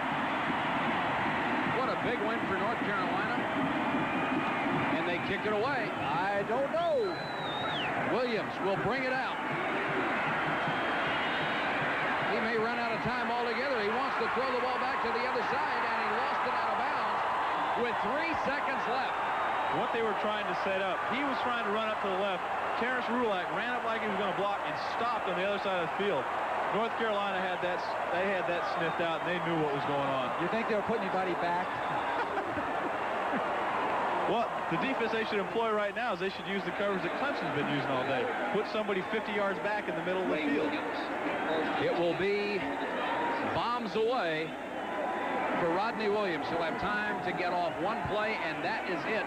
Clemson's any hopes they have for an ACC title will rest on this final play. This would be their 2nd conference loss and break a 4-game winning streak. Carolina would break a 2-game losing streak, and at home against Clemson, a 14-year losing streak.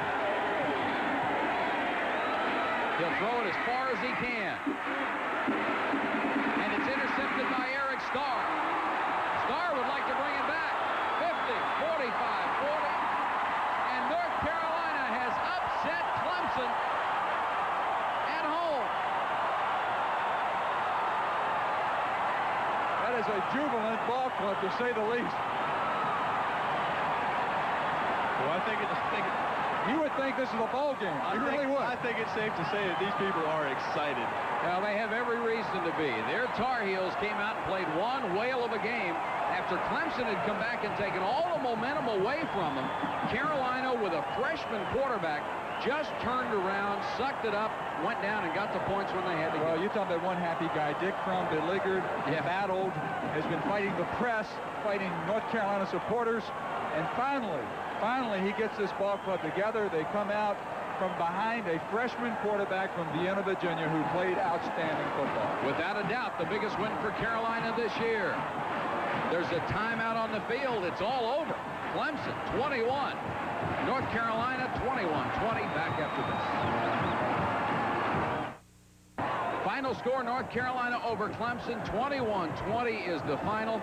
Ben, what do you think were the keys to this afternoon's game? Well, I think the keys were that Carolina in the second half started off making mistakes, little mistakes that stopped drives. But when they had to, when they needed the points, they didn't make the mistakes, and they came up with the points. Well, I want to tell you something. One of the great stories is Quinn Smith coming into today's ball game. 1 reception for 21 yards. Today, 4 for 59, and each one of those 4 catches were fantastic. I want to point something out. That was Kevin Anthony standing beside Dick Crum, and he was excited, and he was as excited as Dick Crum was. People want to win, and they want to be part of a winning program. And when you have a chance to beat a quality program like Clemson, you're happy regardless of whether you're in the game or you're not in the game. Jonathan Hall really seemed to struggle in the first half. You know, we'll talk a little bit more about that. Here are the standings, the updated standings. As Clemson loses here, Virginia loses against North Carolina State. Once there were 8, now there are only 2. Maryland undefeated at 4-0, Georgia Tech at 4-1. The interesting thing about that, Ken, is they don't play each other. No, they don't play each other, and of course, Georgia Tech has got to depend on Clemson to try to knock Maryland off, and I think they play either next week or the week after, of course, but that's going to be a very, very crucial game for the University of Maryland, and of course, Clemson has had a tremendous comeback from a 1-3 early start. They looked like they were in this ball game all the way. They could have put it away. They didn't. A great effort by the North Carolina ball club. And we can pretty well figure out that a team with 2 losses is not going to win the crown this year, because it has only happened once before, and that was in 1964. Then we were talking about Jonathan Hall in the first half. Seemed to struggle a little bit, didn't throw that much, but boy, did he have a great fourth quarter. He certainly did. He threw the ball 5 times in the first half for about 39 yards. And they just really didn't give him the opportunity. As I mentioned in the second half, I said he's starting to get his confidence up. They're starting to get good field position, and when they opened it up, he threw the football very well. He kept his cool in a lot of hot situations. The other key for North Carolina was the running of William Humes. He had fumbled the ball 3 times. You had to know how down he was about that, but outside of that, he played great. Well, it's an unusual performance, up and down performance, you could say, from a great running back. And William Humes, in my opinion, is a very solid college running back. And he had a great day. That was the winning kick right there. That was the 1 point that we needed. But Humes came back in the face of all that adversity and scored that winning touchdown. We'd like to thank the people who are associated with Jefferson Pilot Teleproductions, beginning with Vice President and General Manager. Thought as a sure starter to begin the season has come on. It has 6 interceptions.